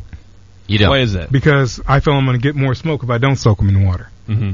They'll last longer. Yeah. If I soak them in water first. Okay. And so what I'll tend to do is I'll tend to just keep adding the oak to it. Mm-hmm.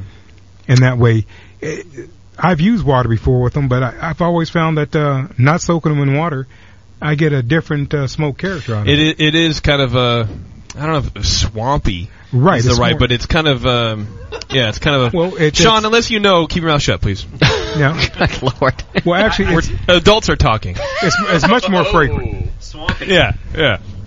Okay. What kind of a smoker do you use? Do you use one of those R2D2 looking ones? I have one of those. You do? You're talking about one of the canister right, kind of stand straight up. Yeah. Okay. Yeah, I have a straight up and down one. Okay. And then I have a large one. Just a fact of life. Okay, Wait, I got smokers. I got a large one. Homer's got a that has an offset. That has an offset firebox on it. Nothing like an offset firebox. No, there's nothing like it in the world. I agree with you. I think Homer's a fan of the Meltdown. I've got pictures of offset fireboxes all over my room, Homer. Whoa! I can imagine. So, but that is because they're the upright one uses water, and then the offset firebox is something completely different. Totally different. Yeah. In other words, it's like a big drum. Yeah.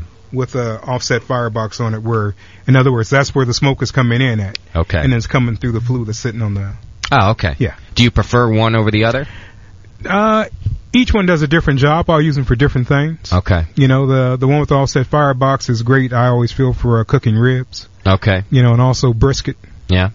And the one with the water smoker is great for smoking turkeys. Oh, okay. You know, if you're gonna cook pork butt, it's either or.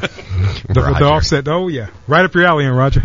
Literally up your alley. Yeah. So Homer, what do you? So do you get high when you smoke that pork butt? Pork butt. It's possible, I'm sure. So what do you do in terms of like marinades or anything like that, or use beer?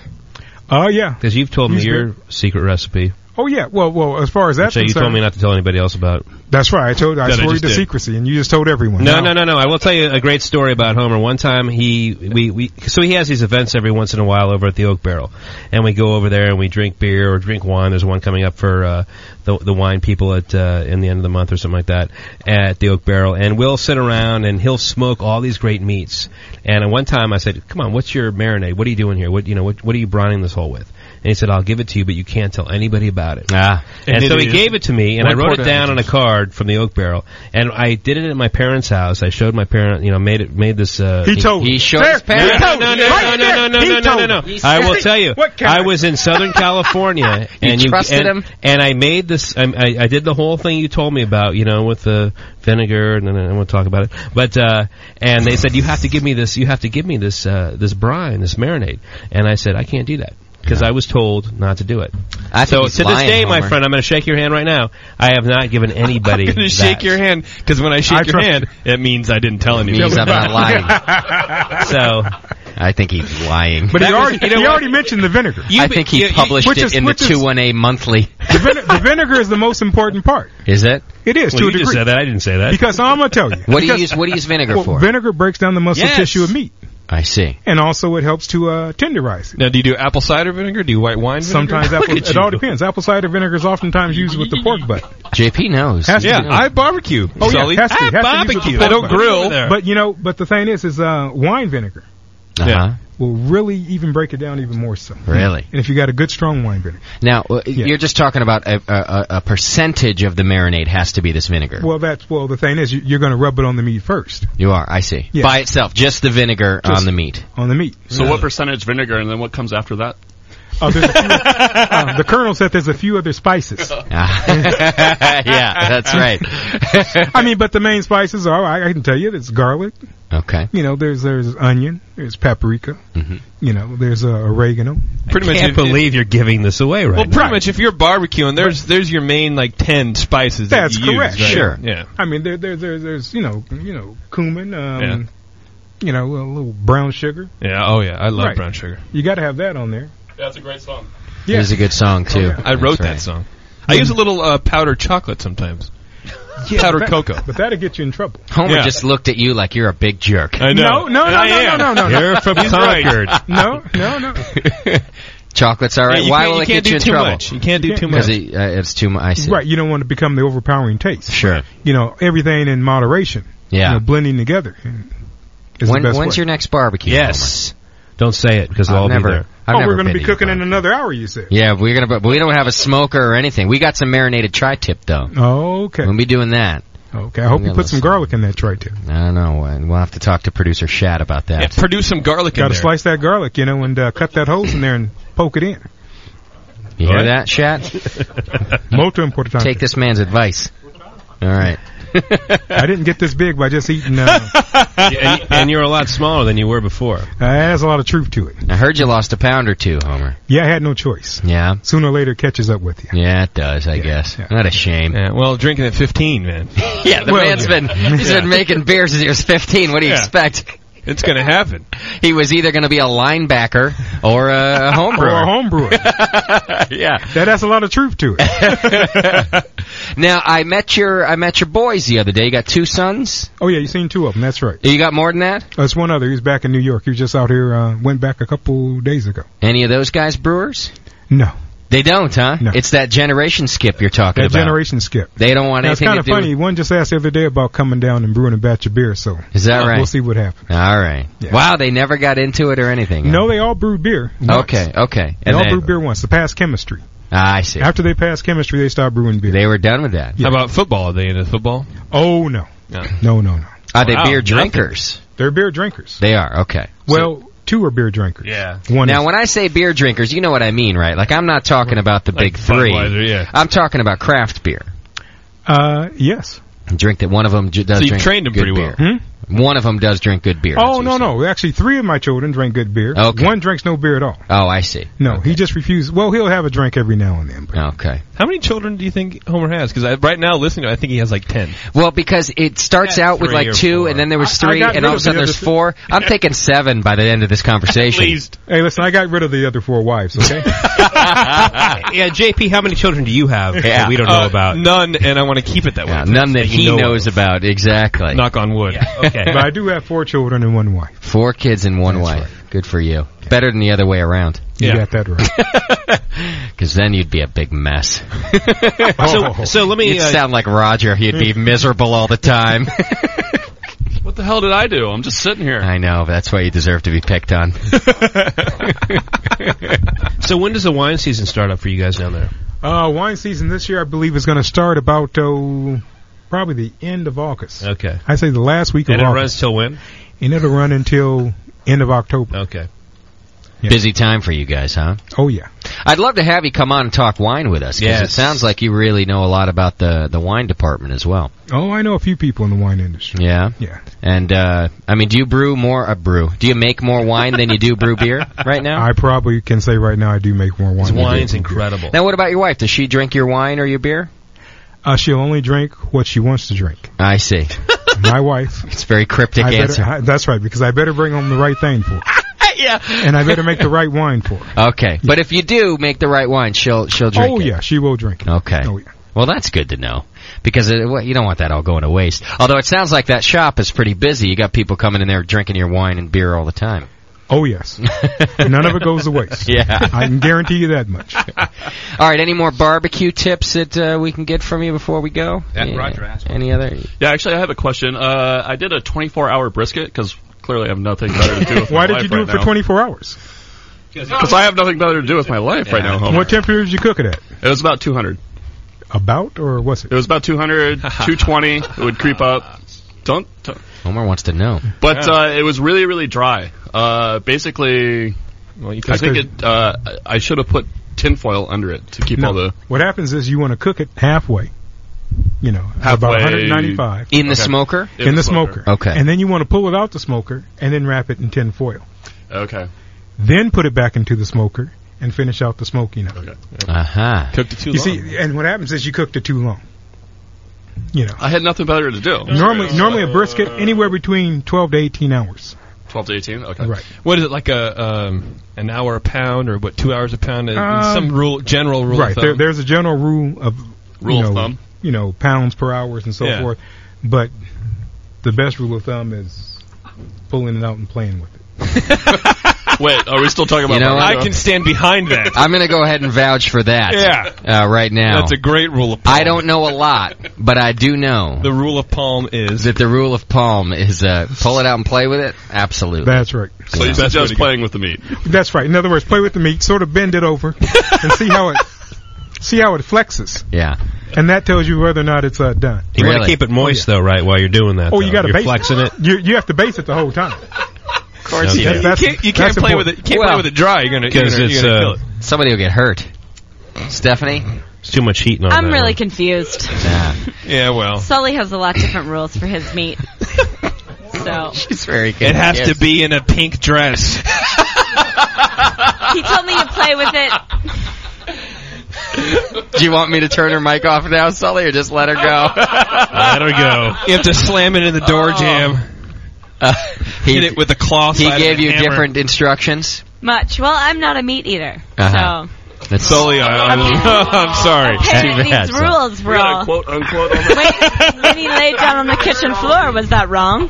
That was not wrong. At home, we have to call it something else besides meat. It's my tofu roll. It's toinus. Tofinus. There you go. Sorry, I'm just trying to be honest. Hey. I'm confused about the barbecue. No, we appreciate your honesty. So, as Sully does when especially. he laid down on the carpet and said, check my meat, Yeah. I wasn't supposed to check his meat. Well, I don't know how to answer that, to be quite honest. I think you were... What carpet are we talking about? I think you were supposed to. But because it was an organic chicken, it was supposed to be a bit pinker than usual, right? So, did you choke it? Yeah, the chicken. Well, there'll be another one next week, don't worry. Once Daddy's pills get in from the mail, there'll be another one. Daddies. That's disgusting with these two. You can't say that. Sure I can. The meltdown ensues. Okay, now listen. Back to the serious business of... I tried to be serious, but no one was listening. Of smoking meat. I know it. Welcome to the the fun house. Well, he was trying to help you, though, Roger. The point was you did you cooked it too long. I cooked my meat too long. So, yeah. Now, what's the point? What does when you take it out and then you put it back and now you've got it wrapped in foil? What does that do? The foil's sealing in the juices. Oh, I see. And so that way you're maintaining moisture. Oh, so it's not and also dried out. It's sweating in there. Yeah. So it's going to keep the meat moisturized. Okay. Well, that makes sense. But you can't go 24 hours. That's just nobody does that. That's crazy. Tom. Well, 24 hours is too long. It's normally 18. Yeah. You know, for a full size, but between 18 and 12 hours. And that's indirect heat, though, right? That's all indirect heat. Yeah. Oh yeah, definitely. Okay. No, that was right on the grill, man. Oh, he kept it on the grill for 20. So it was probably shriveled up to nothing. Yeah, all the fat probably dripped out. I love the fact that all like the southern the fact that the podcast listeners are going JP. They know. You think I'm saying on the wrong? grill? On the grill? I don't grill. JP doesn't I grill grill sometimes. You're a heck of a barbecueist. I don't know what the term would be. I prefer pitmaster. I could find JP. Let me tell you are one hell of a pitmaster. Tell you something. I do all right. You eat those olives fine. That's what's going on. Yeah. All right. A little lonely. I think that's going to do it, folks. Homer, listen, I really appreciate you coming out. I got one more hello to you from another professional brewer before we get out of here. Got this one. Guy who wished he could be here sent this to you. Hey, this is Christian, brewer over at Triple Rock Brewing Company, and I just got to say, Homer, thank you for everything. You're a true friend. You're a great brewer and winemaker, and an excellent barbecuer. Love hanging out with you guys and hanging out with you over at Oak Barrel, and yeah, I can't say enough how much you've inspired me and how much you mean to me in my brewing, and that I appreciate all the advice that you give me over the years. Just through the years I've known you, when I just started out at Triple Rock, not knowing anything to where I'm at now, I couldn't have done that without you. And I again just cannot express how much that means to me. You're a great friend, and thank you for everything you've done. There you go. Hey, Christian. that's too kind of Christian. He was really nice, but he sounded kind of loaded. No. You know what? He wasn't at all, actually. I could tell. Christian took this real seriously, and he really wanted to make sure. I was like, I'm just doing, these short clips, and he really wanted to make sure that he said what he meant to say. Yeah. And it was really important to him, and I could tell. You should have seen the look on his face, Homer. He really wanted to, if he was like, listen, if I only got like a minute or so, I want to say what I really mean to say. So it was definitely from the heart. Oh yeah, I truly do appreciate it. From my heart. That's right. Well, to this day, still professional brewers like myself. I haven't said anything to you tonight, but besides buffoonery with JP here. But I will say this to you right now that when I have been in a quagmire and I have not been able to get an answer from anybody. Who says quagmire? Only Sully. Sean says quagmire. He's in a moment. Oh. Hold on a second here. I've got my Coors Light in a goblet right now. You want me to mute everybody? Yes, please. All right. I drove my buggy. That I will say this, that there are times when you need help and you need a response from somebody who knows what you're talking about, and you have been that man time and time again, and I will thank you for that, my friend. Oh, no. Pleasure's Cheers. mine. Thank you. So that's very. And this thank you. Now this is the I've just met you, Homer. A few weeks ago, but this is the stuff I've heard about you ever since someone gave me the first suggestion. Hey, if you need a guest on the show, Homer's your guy. You go talk to him. And a lot of the pros around here have kind of grown up with you and grown up themselves as brewers. So a lot of people really wanted to chime in and make sure they said that to you. Yeah, well, I've always said it's a lot of great people in this industry. Yeah. And to be a part of it truly is a privilege. Sure. It's an honor, and I respect every last one of them. Yeah. And to me they're all like brothers. And that's how I look at it. It's a brother fraternity. Sure. Yeah. That really is. It's a brotherhood of beer. And we meet many. I mean, even people that haven't even chimed in on the show, like Peter Light down at Coast Range, or Patty Geffen up at when he was up at Moylan's, and all that. I mean, there's people out there that have been inspired and have been part of the whole beer community from the get go, and you've been there to sort of help us along. And well, it sounds like you're going to win like an Oscar right now. Yeah, I'm going to give you an Oscar. We need, what we need? We need like really sad music right now. Like, I do. Da, da, da. So, but and all kidding aside, this band's been incredible, and all of you out there in podcast land should be all privileged one day to come and drink wine and beer and have barbecue at the Oak Barrel. It's an experience, and yeah, it's an experience. It's an experience. I was just saying, and thinking on top of the hill and looking down on the world of craft beer, and I saw a shining light, and it was Homer Smith from the Oak Barrel. And it was a big light. And it was a huge light. An immense light. And we have all gathered at his cloth, and we have touched the felt. And we have felt his wisdom. Deep inside of us. And carried it on. In not a weird JP way, but in a way where we have gone on. And it's totally manly. To great success. And gone home to our wives. And loved them. And loved them. Unlike JP. That stemmed from Homer?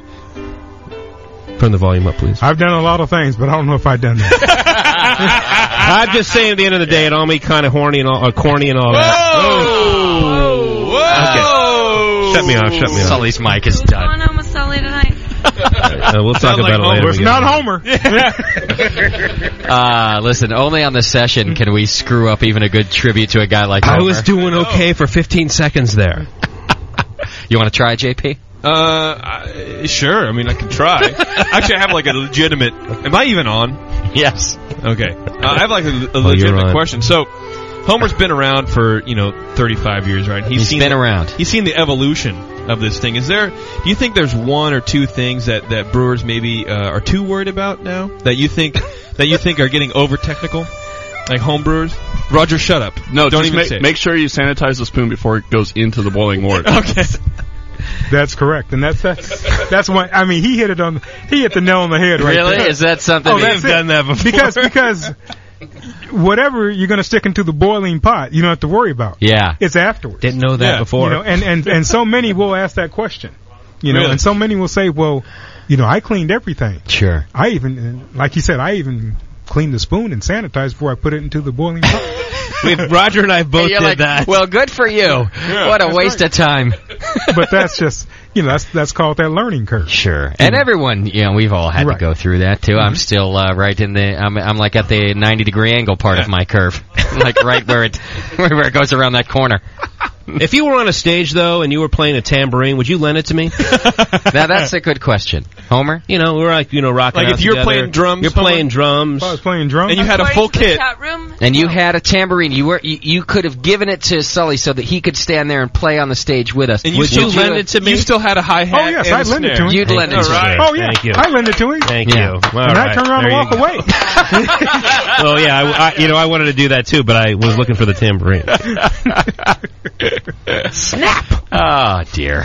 I think we should have Homer back just to talk about the old days. I know. That's what I'm saying. I mean, I could just the old sit days around could get us in trouble. and talk about. Well, with no names. A lot of things went around in the old days. Well, I'll tell you what, Homer. That's the part we didn't even get into. Like That's what I'm acid talking beer about. and stuff like Oh, that. yes. You know. Now, he could talk about music. He must have even- gotten in trouble. Well, no, I Liquor. didn't get in trouble. No. But I know I walked into one deal one time. Uh-oh. It was a drug deal gone bad. Uh-oh. I'm not going to name this particular brewery. Oh, it was at a brewery. 218. Yeah. I was there to purchase some grain. Okay. And Some green or some grain? some grain. No, it wasn't green. I didn't Come eat the green. No. Some hops. I went there to purchase some grain, and I knocked on the door. And the guy opens up the door and says, "What do you want?" I said, "I want to see so-and-so." And he says, "Who is it?" He says, "What's your name?" I said, "Homer." He says, "Oh, let Homer in. Oh, let Homer in. Let Homer in." Yeah. And so I walk in the door. I walked in the door. There's like 10 people standing in this room. Yeah. And there's one guy sitting at the desk. And on top of his desk is piled his money about yay high. Oh. Are you kidding me? Oh. At a brewery. Oh, and I said, "Oh man, that's about 3 feet. I just came by to see you about this grain." I said, "And I tell you what, why don't I come back another time? I see you guys are busy, so I'll talk to you guys all later." Yeah. And they all said, "Okay, cool." I turned around and I got out of there. Oh, yeah. Okay. And Oh. there was all this pile of money sitting, and then there's these other things over on this other desk. And I said, "Thank God I got out of here." Yeah. You're like, I didn't know they made snow in breweries, too? Yeah. That's a lot of gypsum. That was a brewery that didn't last that long. Also. I We bet. won't get into that either. The brewery didn't last long, but the trafficking sure did. It's like a shave ice party going on in here. Oh, you must have a lot of good stories from just coming up, and that's funny. Well, the store is in Berkeley. Remember that. Yeah. Well, we got to have you back, Homer. I'd love it. I'd love to have you back. Talk about some more of the old times and talk about wine with us. We've actually never done an official wine show, and so I think I'd really like to have you help us out with that. That's because I won't lend you my tambourine. If you're interested. We should do a barbecue, too, where we have a barbecue before. Yeah. And then come on the air and eat and talk about it. And You got to come in when you're allowed to have a beer with us, too, Homer. Oh, yeah. Definitely. Next time, we'll plan it accordingly. Definitely. I'll call your doctor ahead of time. No problem. I'll schedule the show with him. Yeah, if we need to schedule a show of smoking, we'll schedule a show of smoking. Doc, look, you don't now understand we're talking. who this guy is, okay? He needs to have a beer, so do whatever he takes. Yeah. And get back to me. Just get back to me. Yeah. Give me your doctor's number before you leave. Don't worry, he's a home brewer and a winemaker. Oh, is that right? Nice. Oh, so he feels he knows He what feels he's my pain. asking for when he says you can't have a beer. You got that right. No, he feels my pain. All right. Well, listen, Homer, I appreciate it a lot. It's been great to have you. Pleasure was mine. All right. Appreciate everything. All right. Yeah. And thanks on the behalf of the whole industry. These guys really, you mean a lot to them. So thank you for doing the show. They mean a lot to me. Okay. What's your favorite part about beer? Just beer in general, the whole business, beer, everything. Tell me your favorite thing. Peeing it out. JP's answer. Actually, well, the favorite thing is being able to share it. Yeah, okay. Being able to share. All right. You know, share taste of different beers with individuals and get feedback from them exactly what they think about it. You hear that, Sully? That's really the most important part of it to me. Yeah. Yeah. I think just that community involved in sharing everything and being able to talk about it. You're right. Yeah. Well, it's great. I mean, you and I think that we're pretty cool and hardcore because we're in this industry, right? We do. We know this is a passion. This dude's been 35 years. I know. That's passion. Yeah. I mean, for the same stuff, talking to people about beer and sharing beer. You're like a sperm. I am. Now he's the Johnny Cash of brewing beer. Yeah, that's what Homer is. He just hasn't given anybody the finger yet. I'm waiting for JP to get it. I think He'll JP's get it going to get it tonight. by the end of the night. He keeps it up. Why? What? Why? What did I do? What did I ever do to anybody? All right, we are out of here. Homer, thanks very much. I really appreciate it. Thank you. All right, oakbarrel.com, www.oakbarrel.com, or you can click the icon right on our homepage. He's under our featured guest, and I'll leave it up there for a week or two, actually, so you guys can get to it. You can find Homer at the shop. What are you there all week long, I'd imagine, huh? Yeah, normally Tuesday through Saturday. Tuesday through Saturday. All right, so you can always go down and find Homer if you're local. If you want to call the shop, I'm sure he'd be more than happy to talk to you and answer any of your homebrew questions. It's a good shop. He's a good guy, and he spent a lot of time with us today. We appreciate that. We'll have you back to do the wine show and maybe some smoking. Yeah. Sounds like a winner. Yeah, that sounds like a lot of fun to me. All right, everybody, thank you for tuning in. Had a lot of fun doing today's show. Sully, Roger, thanks for coming and hanging out with us. Really appreciate it. No problemo. Thanks for having me. Yeah, no problem. Well, you got time. I guess we'll have you back next week, huh? Yeah, I got nothing better to do. And the week after, and the week after I might be that. smoking a brisket for 18 hours. Good idea. Well, bring that thing over. Sully, have yourself a safe ride home. You and Stephanie. I'm hanging out. On the good. Hang out with us. But even still, later on, don't fall. I know you guys are top heavy. What? Me or Stephanie? Vespa this week. Steph, thanks for rocking the chat room for us. It was fun. Thanks, chatters, for hanging out in there. JP? Yes. I don't know. Thanks for something. Hey, you're welcome for the things. Motor and John Foster, moral support from beerschool.com. Go check it out. John Foster reminded us in the forum today that the podcast awards are out. You can go to podcastawards.com, vote for your favorite podcasts. I'm sure that whoever your favorite podcast is would enjoy being able to publicize that they got an award for doing whatever it is they did. TheBrewingNetwork.com. Yeah, so you can Lunch meat. podcastawards.com. You can submit your favorite podcast, and then once they narrow them down, you got to go back and vote for them and stuff. I think that's a lot of work. It's a whole thing. And the chat room wants Homer anytime you want to come around and barbecue or brew some beer. They would love to have you. Any one of them. The chat room. No Anybody. No problem. They all took a liking to it. That's cool. I think it was. I'll tell you what, man. That whole beginning part, just finding out about how things are different, man. That was really interesting. I really want to. That could be 2 shows. Yeah, it could have been 2 shows.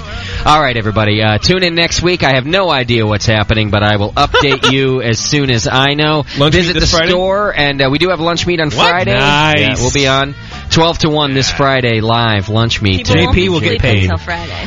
Books, podcasts, and shirts available through the store. Hit the store button on the main page. You can get a signed book from Jameel.